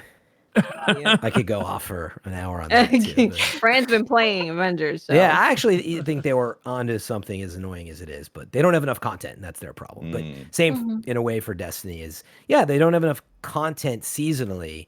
All they have is Battlegrounds and a new strike, right? And so they give you something to grind for. And unfortunately, players like me and everybody else who did spend over 100 hours a season or whatever, you're telling them that you're willing to do it. And so therein lies the data, the problem. We're telling them we really like this system by playing it that much. I've told you I like it, but the truth is I don't actually, but I was willing to do it. Well, I'm kind of in a spot. I've played Put a this poll season up. for 100 hours. I spent 50 hours doing it of doing stuff that I enjoy. I wish I'd spent all 100 hours doing that, but because of the power grind and having to split my time in places where I don't really want it. Yeah, Yeah. and you nailed that too. It's that they not only do they want you to play that many hours, but they want you to be in different playlists to keep them populated. And so if you just like playing Control and that's your main jam, they literally like you can't. And it's unfortunate. I understand you want to keep a population, and it's way more difficult than I could even imagine not having to be in charge of that. However, when you just boil it down as a gamer, it's like, I honestly just want to play Battlegrounds and Strikes or whatever and Raids, and that's all I want to do. So give me the XP and let me do that without going to Nessus to pick up daily bounties to get enough That's a good XP point, to play Fran. the Grandmasters. Like, I bring that one up, by the way. If you guys don't know, there's a seasonal challenge that requires you to go to Nessus for 4 different days because there's 3 bounties a day and you have to get 10. And they're not that hard to knock out, but I'm like, this is like, come on, man. I refuse to do Don't them wanna on do it. principle. I'm not going to do it. Yeah. That stuff drives me crazy, man. yeah. I'm like, I don't. Why? If Why it am I was going you to Nessus? 3, you'd be like, all right, I can go there, grab the bounties, knock out the 3, boom, done. But I don't think anyone wants to go there repeated days to do bounties. Yeah. Yeah. Yeah, it's a lot of busy work. And again, it's complicated. You want to keep variety, move people around, but some people truly do just want to play Gambit and they want to feel rewarded, and they might want to do a Grandmaster. And how are they ever going to get in there if all they enjoy is playing Gambit? Yeah. This is the worst thing, right? Is that it is physically impossible for these people who love the game to get to that level. Like, even if they are doing everything and they're doing as much as they possibly can, they just don't have enough time to physically even attempt to do it. Yeah. Yeah. I'm That's at really the point. sad. Yeah, that sucks. Yeah, I'm at the point. Oh, go ahead. I was going to say there's a fine line between activities that are fun grind activities and things that just feel like homework, like assigned homework to make you busy. I would argue anything that we've been doing for 3 to 4 years straight feels like homework. It's easy homework too, but Yeah, I mean, but tedious. still, the Easy fact, stuff is the most boring stuff. the fact that like you have to go do some remedial, task on a planet that you've been to a bunch of times, like that, it's just busy work, It's like, here, Yeah. go fill out these Yeah. papers. Come back tomorrow with the papers filled out. And to be fair, there's not a ton of that in the season pass. It is a lot of like Battlegrounds and get Cabal Gold, but they've thrown in, you actually have to do a Grandmaster. You have to like get all the different new ornaments, which is a grenade launcher grind, by the way. In Crucible, it's the grenade launcher grind in Gambit, and so they've got some pretty grindy ones if you want to finish that season pass. And I'm not sure if the reward's worth it, but going back to power, I was going to say, yeah, it's like, I think we're all in agreement. We just want to play stuff that's fun. I understand you got to have some gating in there, but it feels like it's still gone too far. And certainly the Pinnacle system, I don't know. We'll see how it pans out, but I know that on paper in my spreadsheet, 45 hours is what it's going to take me next season. I personally don't know that I want to play 45 hours. Is that 45 hours of game time, or does that also include inventory time, Fran? Yeah, it's average. It's all of it. And that's the Some real point. questions. Because I have to have this conversation with people all the time. I'm not making a video where I recorded myself doing Battlegrounds and I didn't load in and I didn't load out and I didn't go to the tower and I didn't chat with my friends. I'm giving you the real human average of I played like a normal person, actually. Like a Fran. No, I don't delete anything in my vault. 45 units of Fran. I save time, but truthfully, right? I always see the average, and somebody's going to come in and be like, "Actually, it only took me 30." But the reality is, when you play by the averages, and that's what it's truly an average. I think it's going to take you in there to do that, but we'll see. All right, let me move on to the next question. Zachary Richens. Oh yeah, that was Zachary Richens says, "Hey everyone, hope all is well. What changes do you think the Iron Banner playlist could update or upgrade on? Frankly, I would want Iron Banner Rift and some new seasonal armor for Iron Banner." I want new loot for Iron Banner more than anything. Yeah, loot is the thing.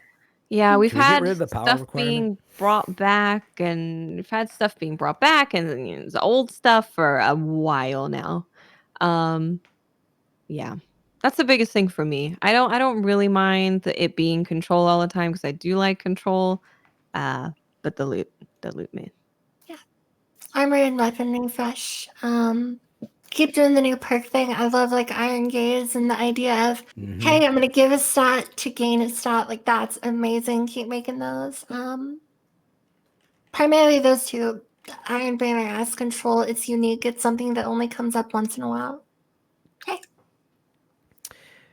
Yeah, I was like semi-joking, but I'm like, yeah, I just feel like Iron Banner needs a bit of a new hook that I don't know that I like the power hook anymore. That's all. It feels I like that- outdated. yeah, It does, like I yeah. like obviously that there's a special mode that comes back now and then, and they've got something there, and they got the banner sort of style and all that. But I'd like them to change that and whatever the new hook is. I don't know what it is. Trials kind of took that hook from it, because before it was Iron Banner was Yeah. the pinnacle PvP activity. It was, yeah. And then Trials came Yeah. out, and now Trials is definitely the pinnacle PvP activity.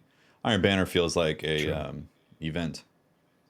Iron Banner just is leave it as a an event. Something yay. grind when it People comes are gonna around. go play Crucible. I'm gonna have people to play against. It's very Yeah. exciting. Yeah. That's why I like Iron Banner. That's like the reason, because I get to play with a wide variety of players, because lots of people are being funneled into this one playlist. Yeah, and I think that's it. They're not there for the power differential. Almost nobody is, I don't think. No, So it yeah, would make it their an event. experience better, because It there's was a lot of briefly people fun. who are just going in very low and probably not having Yeah. a good time. I remember going in when I was trying to get my Xbox account leveled up in Destiny 1, and it would take me 2 headshots with a sniper to kill anybody in the Iron Banner. It was kind of fun. I mean, but I knew what I was doing. Like, I knew I was being stupid. Yeah. That was kind of the fun of it. They William James Corwin. I want Rift back. I miss Me Rift. too. Yeah, a lot of people. I do. know there's a lot of people that When don't there's a like game it. mode. A lot of people are I like, like Rift, please. We call God, those no." people communists. Oh wow! All right. I miss Rift. William Yeah. James Corwin says, out of all the seasonal activities, which ones are in your top 3? All of the seasonal activities. All of the season. Definitely the what was the one Menagerie. with the Menagerie was a good one. Menagerie What was was the one on definitely the best. Mars? I think the one on Mars was the best. When you at one point you could get like 9 people Does that into it. count? Escalation protocol. Does escalation protocol count as Yeah. a seasonal activity? It That does wasn't- to me, Does it? god damn it. It technically was It's not not- part of the seasonal model. Like, Yeah. Whatever. that's what I'm It like, wasn't you know, around you for a can count it. season. I'm just trying to think for my own. You can count it. We're just saying you're wrong, and we're letting it I'm slide. counting Yeah. it. I don't think we should count it. We'll let Briar count it though. he is technically wrong. It's a special. You can't Briar talk list. Briar out of counting it. It's just Yeah, the first one was Black Armory, right? Yeah, what was the Black Armory one? yes. It was the Forges. The yeah, forges. forges and chucking the balls. I actually Oh, like yeah, the I hated forges. Pretty Forges. good, to be I honest. hated the forges. Really? It's just it was such small environments, and the thing about the forges, especially at first, is we were so under leveled that it just felt like I was like just constantly getting beat up in there. And then once I was leveled up enough, I just felt like it was a menial like there was no danger to it anymore because I had figured out every inch of it from being under level to the point where it was kind of like a very tiny. There was no danger in there. There was no thought process. It was me just grinding one room for hours on end to try and get like. I felt like the loot was accessible. And that's what I liked about it. Like the loot was quick enough to give a quick enough hit to give you an option of possibly getting the role that you're looking for. And that's what mattered to me at the time. Today, right now, Wasn't fun, I'd probably be less interested in it. Yeah. Menagerie is better. Yeah, didn't you have to like what, Menagerie do was a fun. patrol or something first, or what would you have to do first before you could go Charge back up in the there? frame or something, or purify. It was Right, a there's long different journey. objectives Exactly. for each. Listen, the Yeah. forges were a long journey, especially as you had to go to the Ada, and then you go back, and then you go Having Ada, to and you go go back. back. So wait, yeah, that what's was the what is it? unfortunate. Top 3? Is that what we're coming up with here? I'd say just your Menagerie top. is number 1, right? Yeah.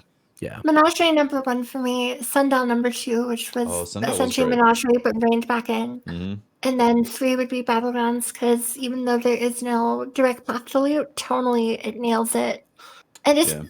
you can go into Battlegrounds right now and have fun, and I can't say that for most of the other seasonal activities. Like I'm not gonna go do the thing from Arrivals where I've got like the Shard of Darkness. Like that's Yeah. not It was like it was a Battlegrounds, different I public enjoy it. event. Yeah. Yeah, all the ones that sort of have that progression. Exactly. I think that's, I 100% agree with you on that. I think even though I didn't play a ton of Sundial, I liked it. I just wasn't into that season as much. His But it weapons was were so good, because too. it progresses forward, almost like a miniature strike in some ways. Mhm. And targeted loot pursuit is always like the best activities always have targeted loot pursuit. That's what everyone loves is I'm picking what I'm getting. I know exactly what I'm going in for. It's there. I've got it. I go again. Mm-hmm. Yeah, you feel rewarded. All right. Yeah. I'm putting this into speed mode. Okay. Speed questions. mode. Here we go. Holland Love says, I'm now more interested or invested in rooting harder for the Crow rather than my own Guardian, who is carried over from Destiny 1 day one. Anyone else feel this way? No, Holland Love, you are a fool. I wouldn't say that far. I mean, I'm invested, but I'm not like laying down my own Guardian. Yeah. Yeah. I didn't think an extension of me. I think we have a lot more to see about the Crow before we can pass judgments. He's like, honestly, he's been very vanilla. I think he's got like emotions that we can see, but personally, I'm not one way or the other. I'm like, okay, big deal. Like he was almost bound to do what he did, if you ask me. Like, you know, like Keitel didn't care about him. What's he gonna do? Kill Zavala Who? right at the Crow? Caitlyn. Yeah, yeah. Oh, okay. Caitlyn. You know what I'm saying? Like, what's he gonna do? Yeah, this is the chance. I'm truly mad. I'm gonna at all say you I Guardians think still. it's Franz Curry in the slow cooker that is making him go on some rants. He's smelling it. He's like, Yeah, I bet that's I I'm a little hungry. It's true. he's getting hangry. He's getting to his hanger stage. That's his Frank? band. That's his band name. Fran and the Slow Cook Curry. Fran and the slow Muttbeard cooker. says, I'm a bit worried that Savathun is becoming too big of a villain. As in, no matter how we defeat her, campaign, raid, etc., it'll feel underwhelming. Do you think she should stick around as a forever villain like the Darkness, or maybe a 12-man activity to kill her? No, we're going to take her down like Riven. I think Riven, they did an amazing job with that. Yeah. And I think if it's as epic as that raid, then I think that'll feel really savage. raid. They've landed Oryx. They've landed Riven. They can land Savathun. Yeah. Like, You have to they- learn an entire Hive language to complete that raid. Oryx? Oh, right. That finally comes through, right? A lot of runes. Maybe we get Defuz to says- take over Cabal weapons and Fallen weapons and stuff as a big Ooh. collaborative effort. Yeah. That'd be cool. Defuz says, do you think they should make a customizable space inside our ships that is similar to the Helm space? I don't think so. I think it's a waste of effort.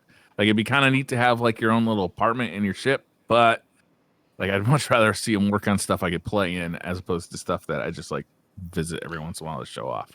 So if there's the choice of them making something cool that you get to play in versus having your own personal space, obviously I want the new stuff. But if I had the option in Destiny to be like, guys, I'm gonna go kick it in my ship.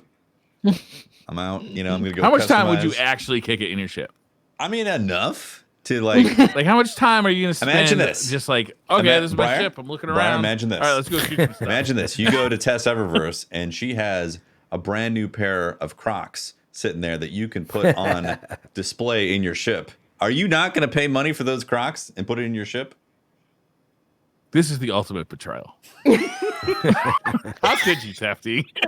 I'm keeping it real. That's what I'm doing. Hit him right where it hurts. Right Bring in in the the Crocs. blessed Crocs. Showcase your Associated with blessed Tess Crocs Eververse. in your ship when you're kicking it. Have some goddamn integrity. If anything, Briar, I think, would be in his bedroom ship more than anyone. It would just be in there drinking some beers. He'd invite people over to talk crap about the Crow around some beers in Yeah. the space. Yeah. For anyone, Sounds like a good time. We'd be a space hater on the Crow. for anyone who's played Warframe, this is 100% Warframe. Getting the little like the dudes that you can set up everywhere and little decorations. Chris F says, hi guys, love the show. When are we having a high special? Real question, do you think Destiny needs a new game mode to Cloud. sit alongside Crucible, Gambit, and Strikes? And what should it be? Rowboat clouds. Robo Clouds. I don't know what it is, but it Clouds, sounds rowboat. awesome. No, rowboat, Robo- cloud, canoe Robo- clouds. Oh, okay. Rowboat. Oh, I thought he said Roboclouds too. Yeah, Rowboat definitely not Cloud. RoboCloud, Robo- RoboClouds clouds. type of thing. Rowboat clouds. We could do a review of our cloud. We could get really high, and then we can review our clouds. I think we should just go into Valheim, like it. sit around the fire, and talk shit. That sounds great. That's I wanna something you do do that. in your ship while you're kicking it, looking at your Crocs. A quick one-sentence genuine answer, depth over breadth. Keep adding to the existing modes rather than adding something new. Yeah, agreed. That's not a bad idea. Yeah. Blade Cook says, cause Cade became the Hunter Vanguard by killing Tannix, who killed the last Hunter Vanguard. Do you think we'll be asked to take the place because we killed Uldren, or will Crow become it because he died as Uldren but was risen as a Guardian? What? It's way over my head, man. So I need some of those rowboat clouds. I'm gonna need a guide for this. if Crow becomes the new Hunter Vanguard, then we know that the Vanguard system has truly been corrupted. I mean, we've seen the story. Probably going to be Crow. Yeah. They're building him up too much. Yeah, I think it's gonna be Crow. It makes too much sense for him not to be it. He's getting groomed. He saves Zavala. Yeah. Zavala's like, I got you. Zavala accepted him. He was like, all right. Yeah, he's like, all right, I guess this is happening. Mm-hmm. Kelly Johnson says, do you guys think Lightfall will end with another collapse, allowing us to explore other solar systems in search of a new planet to inhabit? I really, That sounds cool. Sounds cool. I Like a whole new bunch want of to things. visit new worlds. And imagine A whole it new drops and it's world. just like it is the content drop Briar's been talking about this whole time because it's all new worlds away from all the stuff we knew before. You'd have new planets. You'd have new everything at that point if you're going to a whole new solar system. Yeah, I mean, it's interesting. We got Europa. They erased a few others. We know that the darkness can do that. Yeah, I mean, I think it's possible, but I would hope that we see a new destination of some kind with Witch Queen. I think it's going to be.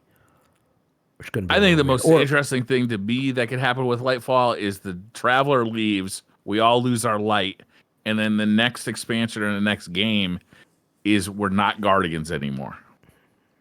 Damn. Wow. I think we're the that What are you, just like like changes things up. Nathan It's Drake, people. Nathan Drake. Oh yeah. On a practical level, they mentioned that there's another expansion coming after Lightfall, so I don't know.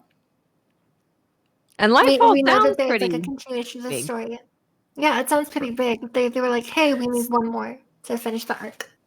Yeah. Yeah, I mean, it seems to me they're wanting to package stuff in sort of maybe trilogy, the threes, which a lot of it works for a lot of just story. I think we expect, to see something like that. Definitely. I don't know about erasing every destination, but sure, it'll feel like Destiny 3, even though it's not. That's what we want, right?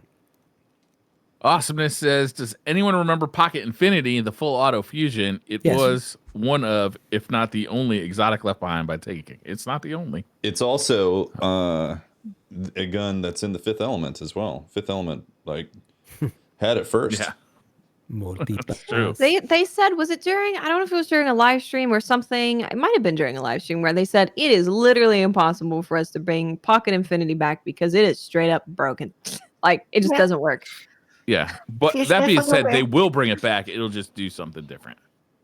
Right? Maybe. I mean, they did it with Hawkman. Let's go burn. Yeah. Yeah, I know. It's so fun. Oh, man, what a fun gun. Drag says, what is the worst weapon type and why is it linear fusions?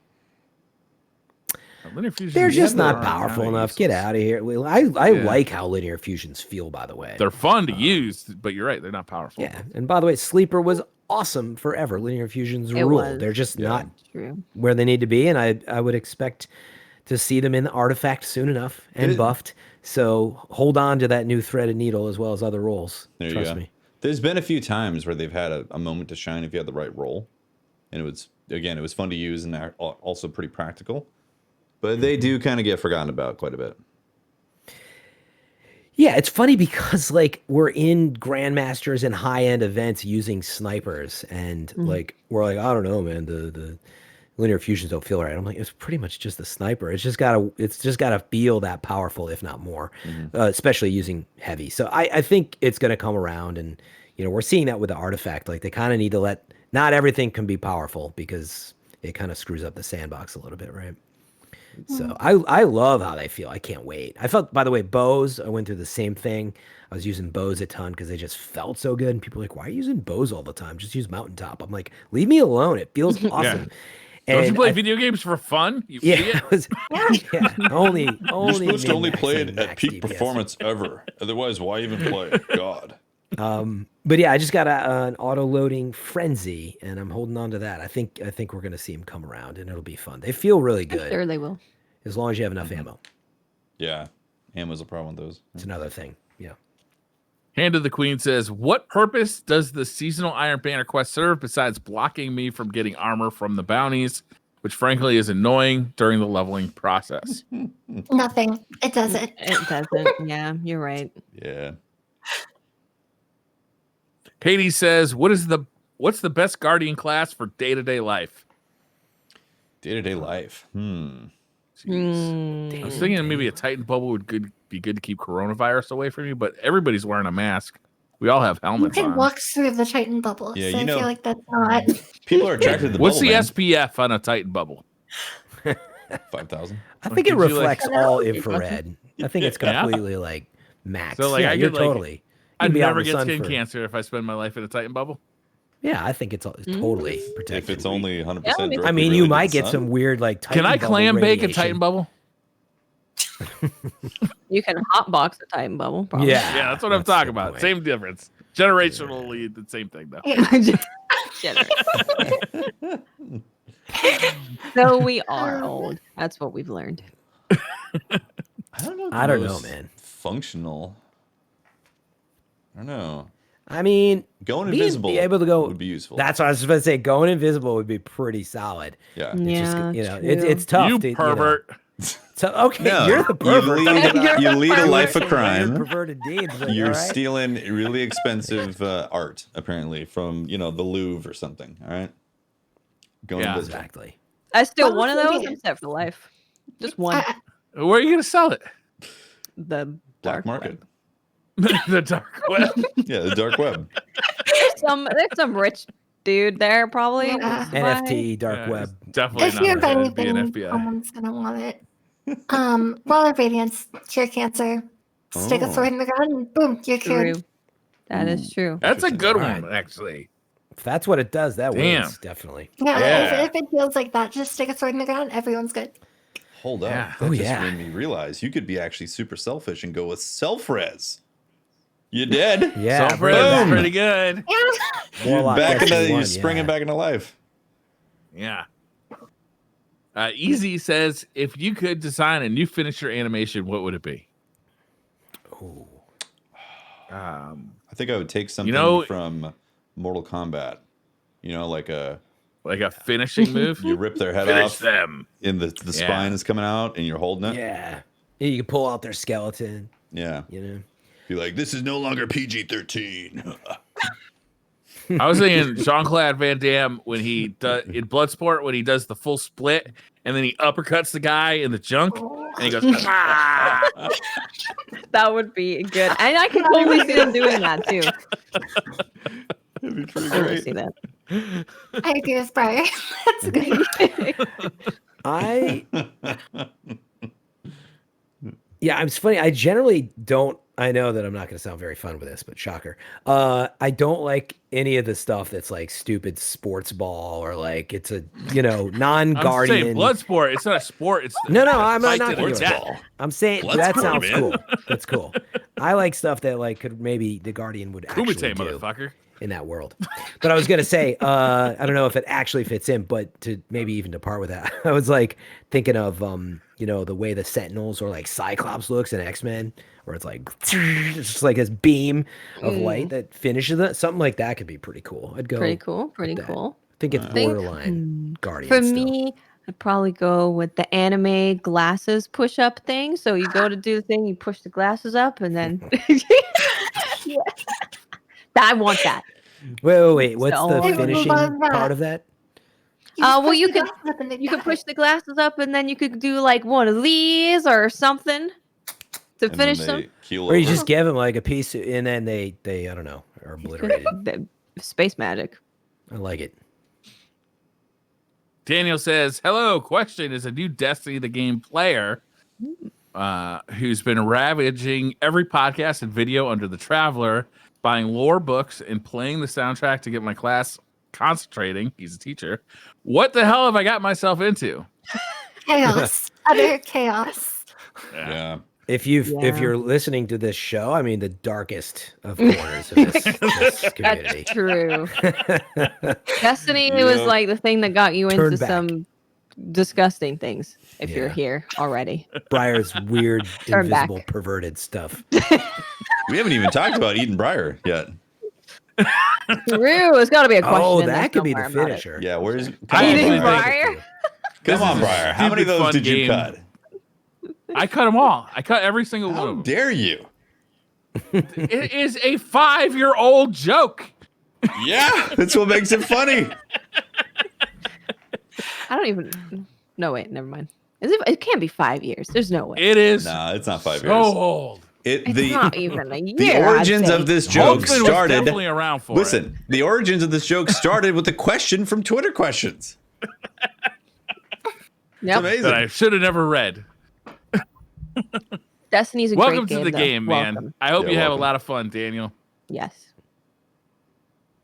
Melodic Gamer says, do you call him Uldren or Crow? Asking for research purposes. Crow. Crow. Crow. He's not really Uldren anymore. Yeah, I don't. Anon. know. It's Crow. Anon says, on last week's episode, you read a question talking about Oryx's potential return based on the time he killed his sister, which is actually a pretty common community misconception. So I thought I'd reach out to offer an explanation. He killed them in his throne to forever die. Something's weird about that. Diet? But yeah, To ever we know diet? we He's know your dieting? made up space magic bullshit. It means that he's dead. But let's be honest, they can bring him back anytime they want to. They can just make up new space bullshit, Yeah. right? I'm more lost let's than be I real was here. before. Retcon. The strongest Cobalt. magic is pop magic. Yeah. New space magic arrives. Cobalt says, when's the last time you genuinely noticed that guided games button next to raid button on the director screen? Whoa. It's I been don't even guided see it. And games. it's blanked out of my eyes. month 1 of Destiny 2. That's a name I haven't heard Every in a day, long and I wait time. for people to start using it again. Such a cool concept. I really hope that they like revamp it and do something with it. They dropped that shit. I remember So on stage they had someone talking about it specifically. It was like, Yeah, Yeah, I so remember. reveal And in it was Destiny cool. 2. yeah. It's a cool idea. They're like, let's talk about guided games. Yeah, that's. Will Scott says, I once went to bed after playing Destiny and dreamed about the Vex. I was fighting one and need my girlfriend in the back in real life. Name one thing, good or bad, that's happened to you because of this game. Please don't eat Briar, particularly you, Watts. Show murderous Don't say tendencies. Love y'all. I'm not. I'm going to say that Briar probably inserted that into there, and you didn't actually say that. Yeah. No, I saw it on Twitter. That was there. Mm. Corroborated I evidence. wrote it. I don't have murderous tendencies. I'm gonna go. Briar just looks delicious. Look at him. So delicious, Briar. Delicious. You stop it. You're the only one to blame Briar for this. It's Looking true. so delicious. You look delicious. That's your fault. I'm gonna go with this podcast. This is a great thing that happened to me because of Destiny. Yes. Yeah, I'd Yes. say that's the best thing that happened to me. It's I mean, all great. the stuff that's come along with it, like going to Guardian Con and Yeah. going Yeah. to and the communities Seattle we and all have, spilling like beer on Watts' The carpet. friends I've made, my community, etc. yeah, Yeah. like this podcast, it brings everyone's community to one place. So it's been really awesome seeing, like, I hang out in Tefty stream and I see people there, and then I see people here, and then I see people in my stream from all of those places. It's like just a big community thing that this podcast has been, which is awesome. Yeah. Mhm. Hunter says, more of a side quest question, but one day we're going to have to do a side quest question show. We will. A side What do y'all quest. think about the new Ghost of Tsushima movie being in the works? I'm really interested in it and looking forward to more info, especially given the director slated for this is the guy behind John Wick. Yes. Whoa, awesome. Which I'll be honest with Exciting. you, this this question was not exciting until that last part. I was like, John Wick. Oh shit. Yeah, they're like serious about this. Obviously, the people who created Ghost of Tsushima are also going to be working with them for the movie. So they're going to be really hands-on for it, which is what I want to hear because they did a really so good this will never job. happen then. They did a really good job with the movie. I'm sorry, with the game, and people were like, it does a really good job of being real, like dealing with a real thing that happened, but making it gamified and in a respectful way that is good. So I think the movie's going to be awesome. I'm so excited. It's going to be amazing. Yeah, I'm excited about that. There is a little bit of irony there, though, that they were heavily inspired by like Kurosawa movies, which are probably quite a bit of a departure from the way John Wick is. But at the end of the day, John Wick movies are awesome and probably the right direction as opposed to like a more kind of serious Western inspired, spaghetti Western style stuff.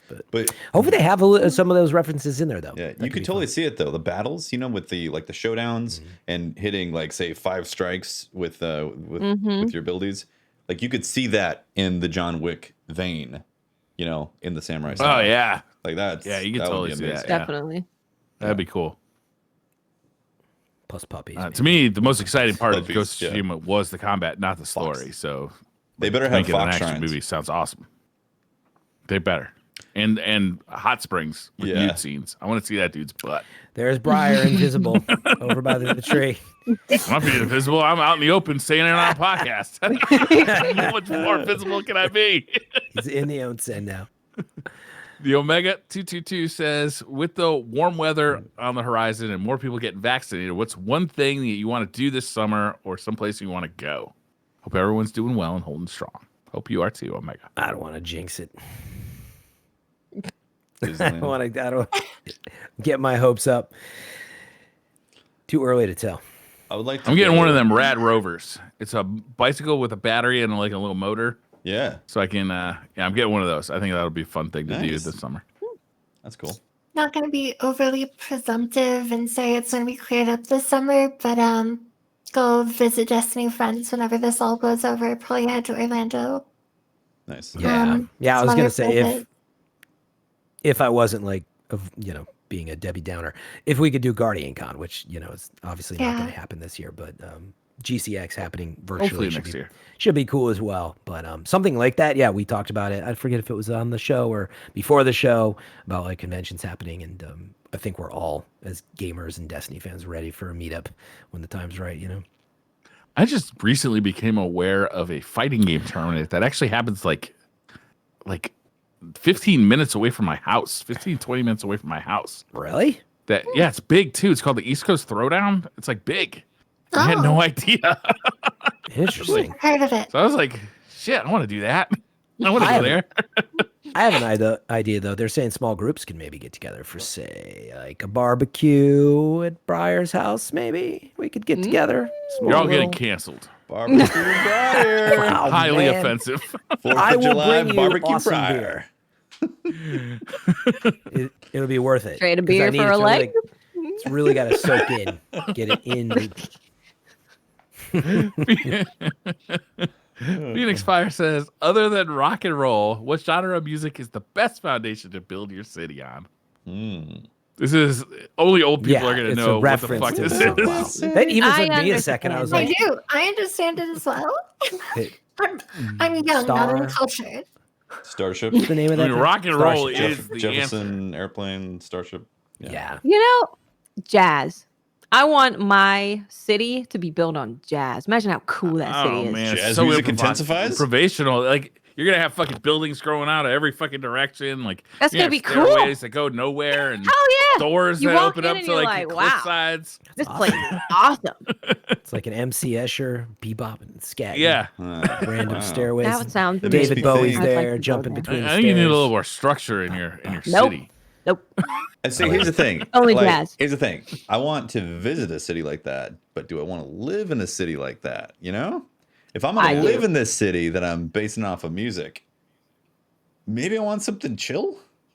Like Like We're gonna go Chelsea. You don't Low-fi want music country because then study. everybody in your city is racist. Yeah, unfortunate byproduct. I'd listen to indie, and because essentially I just end up in Iceland. Like that'd just be cigarettes. If you get something really cliche.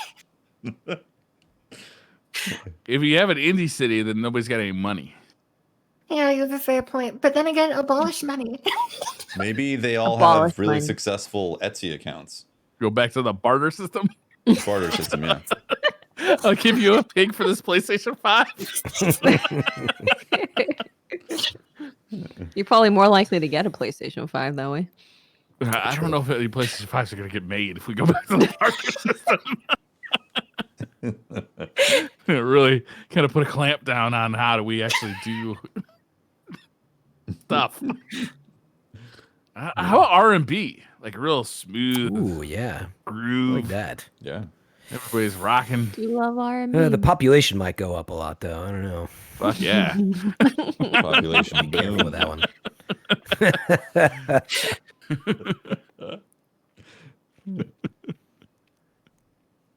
TPAT123 says, also everybody who listens to country music is a racist. That was a joke. I'm sorry.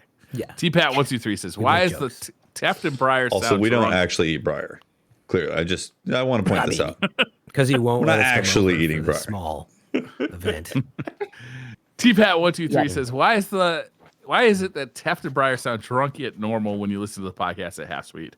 This came up a few years ago, and I listened to the show, and it's not just me and Breyer. It's everybody. Everybody sounds fucking Briar. hammered Briar. when you listen to like Half Briar's Sweet. drunk.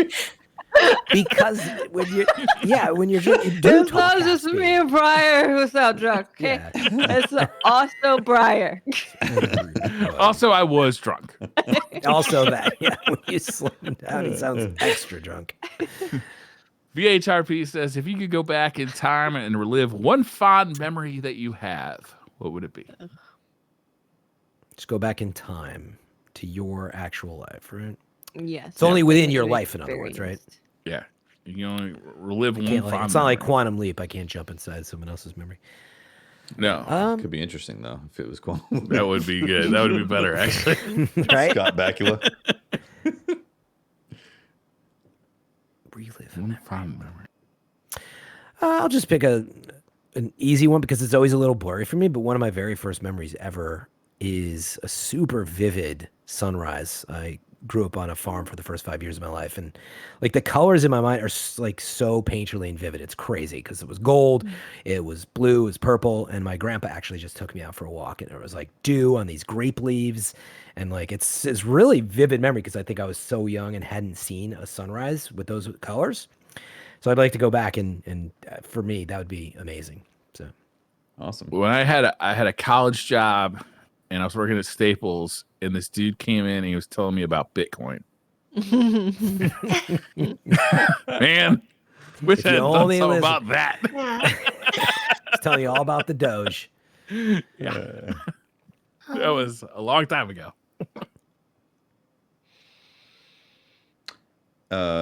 I would probably go back to. It's tough to pick something like that, but like off the top of my head, there was a Yeah, you gotta be hike. serious or funny. Yeah, there was a hike in I think it's Great Basin National Park, up to the Bristlecone Pines. That Memes and I did. That was really awesome. I would like to go back to that experience. I think I'd probably just want to go back to when our big group went to Japan and just like maybe add some more stuff that we all do together. I think a bunch of people who went were like, oh, I wish I did this, or I wish I bought more comfortable shoes so I could have gone with you on those very long journeys walking up things. So I think going back there and being able to experience more things together with the full group would be really cool. Wasn't it Holtz didn't bring like the right footwear? Yes, Patrick What did had he very. bring? What was Crocs. he wearing? Heels. No, brought he heels. would have been Hey, able to walk hey, if it was watch your Crocs. goddamn mouth. I can't remember what shoes he was wearing, but I think it was like day 3 where he's like, I can't really walk. So anytime we went somewhere, he kind of had to bow out of those places. Can take a cab or something? Not if you're walking up a temple. Yeah. Okay, cabs to the top of the Take mountain. a dab up there. A lot of my memory is blank or hazy, but I have one really strong memory of me and a couple of friends walking down the street at night and just feeling like we ruled the world. And like, if I could go back to any memory, it would be that one. Nice. That That's feeling always a of good being one. out like really late at Yeah. night where it's really quiet is so nice. Mm, Mhm. I love that. Usually Why? it's. Yeah. it's usually why I'm a night owl. Like the Mhm. quiet. Takarito says, "What's the highest military rank in the popcorn army?" The Colonel. Got any dad jokes to top this one? Yikes. I don't. If only I Eric purposely was here. avoid them. He's the Yeah, Eric's dad is the joke master. master. Yeah, he Yeah. really is. He's gonna make a great father. That His and kids are gonna be like, Yeah. Pain. it's gonna be great. I purposely avoid remembering these because I've had years of Carp being in chat berating me with a bunch of dad jokes Yeah. and claiming that he writes them all too. I don't believe it. I think he has a book. I think he has a book. Yeah. Yeah, Yeah. definitely. Dreadnought says, "If your belly button was a real button, what would it do?" You know what button would be really, really handy dandy in just everyday life to live a normal life is if you press a Easy button, button. and you're just ready. You showered, you've brushed your teeth, Oh, you've shit, got yeah. your clothes Yeah. on, and you're just like boop ready. So practical. You can just sleep forever, and then you just Yeah. wake up 2 seconds before you have to leave. Boop, done. It's like in a Like video 2 game. cups of coffee, like just like Yeah. ready to go. Fully fuels you. Yeah, it's like in a video game where it's That'd like be amazing. get ready for work or don't leave this area yet. It's like get ready for work, boop, and all of a sudden you're done. You're done. All the stuff. I like that. I want that. I actually Mine had a would allow dream me to sprout wings so I could fly. away from being eaten. Wow. Was that a There's stretch those or? murderous tendencies. Why do you need to fly away from the situation, Briar? What are you running from? This is horrific. The Monkey 9 says, "A hero would sacrifice a loved one to save the world, but a villain would sacrifice the world to save their loved one. You a hero or a villain?" Honestly, after watching Weathering with You, which is a movie, and the whole thing is that the girl is like, if she's alive, it's nonstop rain to the point where cities and stuff go underwater, and you kind of have to figure life out. I'll go with that. Sure, yeah, loved one all day. Picking the villain. I'm a villain. That adds up. There's those murderous tendencies. But I love my family member, so Yeah. Yeah, I think I'd have to be a villain. yeah. Gonna be selfish. Yeah. Mm. Plus, Gonna have to Which deal with the family rain, my member? friend. Plus, it's all a simulation, anyways, so it doesn't matter. Like, is it one of the cats? all fake. It's like technically they're family, but there's so many of them. So the whole you're not gonna include the whole family. No, it's just one family member. I got 2 kids. I couldn't do. Wow. Fuck. I hope that your kids don't determine which is the one you'd sacrifice. Hey, I'm a hero. How I could dare you do question my motivation? I could do self-sacrifice. I couldn't sacrifice a loved one. Yeah. Yeah. Hugaroon says, "If a tree falls in the woods and no one is around to see it, does it use its branches like arms to lessen the impact of the fall? Do you think the other trees secretly laugh at its misfortune?" Yes. Yes. Yeah. Yes. Just yes. Long God, I bellowing hope laughs. so. Yep. Rapid fire. Yep. Checks Trees out. are out. Oh, kind and wise. like trees. Trees are kind and wise. Mohican 9 says, we got a lot of questions from Mohican 9, but they're all good. What is the correct response when someone knocks on the door of the bathroom stall you're in? I just panic and go quiet, I think. It's like, Yeah. oh That's god. not the correct response. And they keep pounding the door. You stick your foot against the door. You're like, nope. Nope. I'm like, Nothing suspicious going It's on here. open. Leave. that's what I do. It's open. Come on in. Come on in. You need a seat? There. Yeah, it's like you let out a big yeah. Occupied. I'm the I'm here. opposite. Just no. Just I say Yeah. no. Walk away. You just say no. No. It's like Mrs. Doubtfire. Hello. Just like overact it. I'm gonna start doing that actually. Hello. Hello. Just see what they do. The Mohican 9 says, "What is something you're supposed to like but actually find annoying?" Ooh. Apparently Crocs. God, what the? Who doesn't like Crocs? Why would you find Crocs I don't annoying? like Crocs. They're gross. They What? just don't like Gross. Have you seen They're the airy and Crocs beautiful. for pets? Pet They Crocs? do have little doggy Crocs have now. Doggy Crocs? Yeah, they do. Well, Fran, did you On see the dogs, I would croc like nuts? Croc what? The croc nuts. Croc Nuts. They're like truck nuts, but Yeah. for your Crocs. You see those? Yeah. They're like what? Truck nuts? All I can say is I really Croc? hope I don't know what. I get you for Secret Santa. Yeah, you're Are they anything like? Are they like corn nuts? I don't understand. No. They are nuts that you hang off the hoop of your Crocs to signify your masculinity. Oh my God. Yeah, that's what they signify. I get you.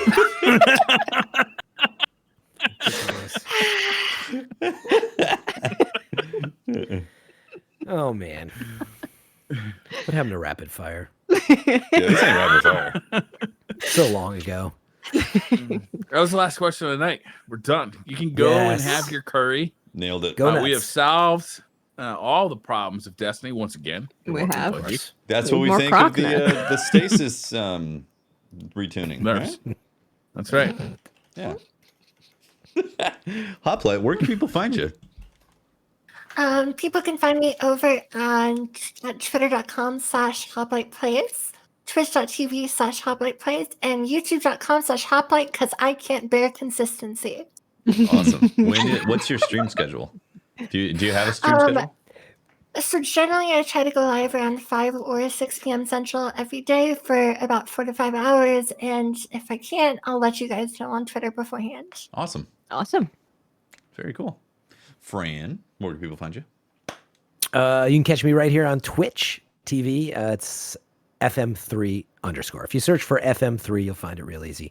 Thanks anybody who's ever come by. I really appreciate it. Watts. I am Miss 5000 Watts. You can find me on Twitter, Twitch, and YouTube. Just look for Miss 5000 Watts. I am struggling to kill things with a bow. That's my life. Early game, trying to use a bow, doing 2 damage. It's great. But eventually I'll be strong, powerful. So you want to be there for that. Strong hunter. Strong, powerful. Strong. I am Briar Rabbit. You can find me patiently awaiting my Amazon delivery of Cherry MX Blue switches for my arcade stick because now they have buttons for arcade sticks that have Cherry switches in them, which is very fun and is possibly been up since the pandemic started. I'm not sure. You cut out. I for just that. heard that You Briar cut started out. the pandemic. That's all I heard. I Yeah, heard you're Briar right. started Sound like the you just pandemic. What just happened? What did those switches run you? What did that cost you? Oh, it's like $1 per, 45 cents per. Well, Probably. that's not bad. No, That's a healthy habit. they're not that expensive. So when you got to order like 100 of them, that they get expensive. Yeah. So it turns out pandemic was started by people eating Briar. You got Yeah. Now we know. Yeah, Yeah. that's true. Don't eat that. Briar's like, yeah, I'm playing. So don't don't do touch it. me. Yeah. Got a nice bite mark right where the calf would usually be. Mhm. Yeah, exactly. I'm Tefty Toast. You can talk to me at Teft on Twitter, and I will be streaming Monster Hunter tomorrow, which is when you would be listening to this, possibly, since the podcast goes up tomorrow. Anyways, I'll be streaming Monster Hunter. I'm excited about that. Thank you very much for watching, for listening, for hanging out. Thank you to our Twitch subs and also our Patreon members for supporting the shows. You guys are all amazing. We do appreciate it, and looking forward to more content, more stuff, Yeah. stuff and things in the future. That's it. Thank That's you, the show. everybody. Thank you. Thank Episode number 231. Bye, everyone. Bye. Bye. Bye. Bye. you. Hello.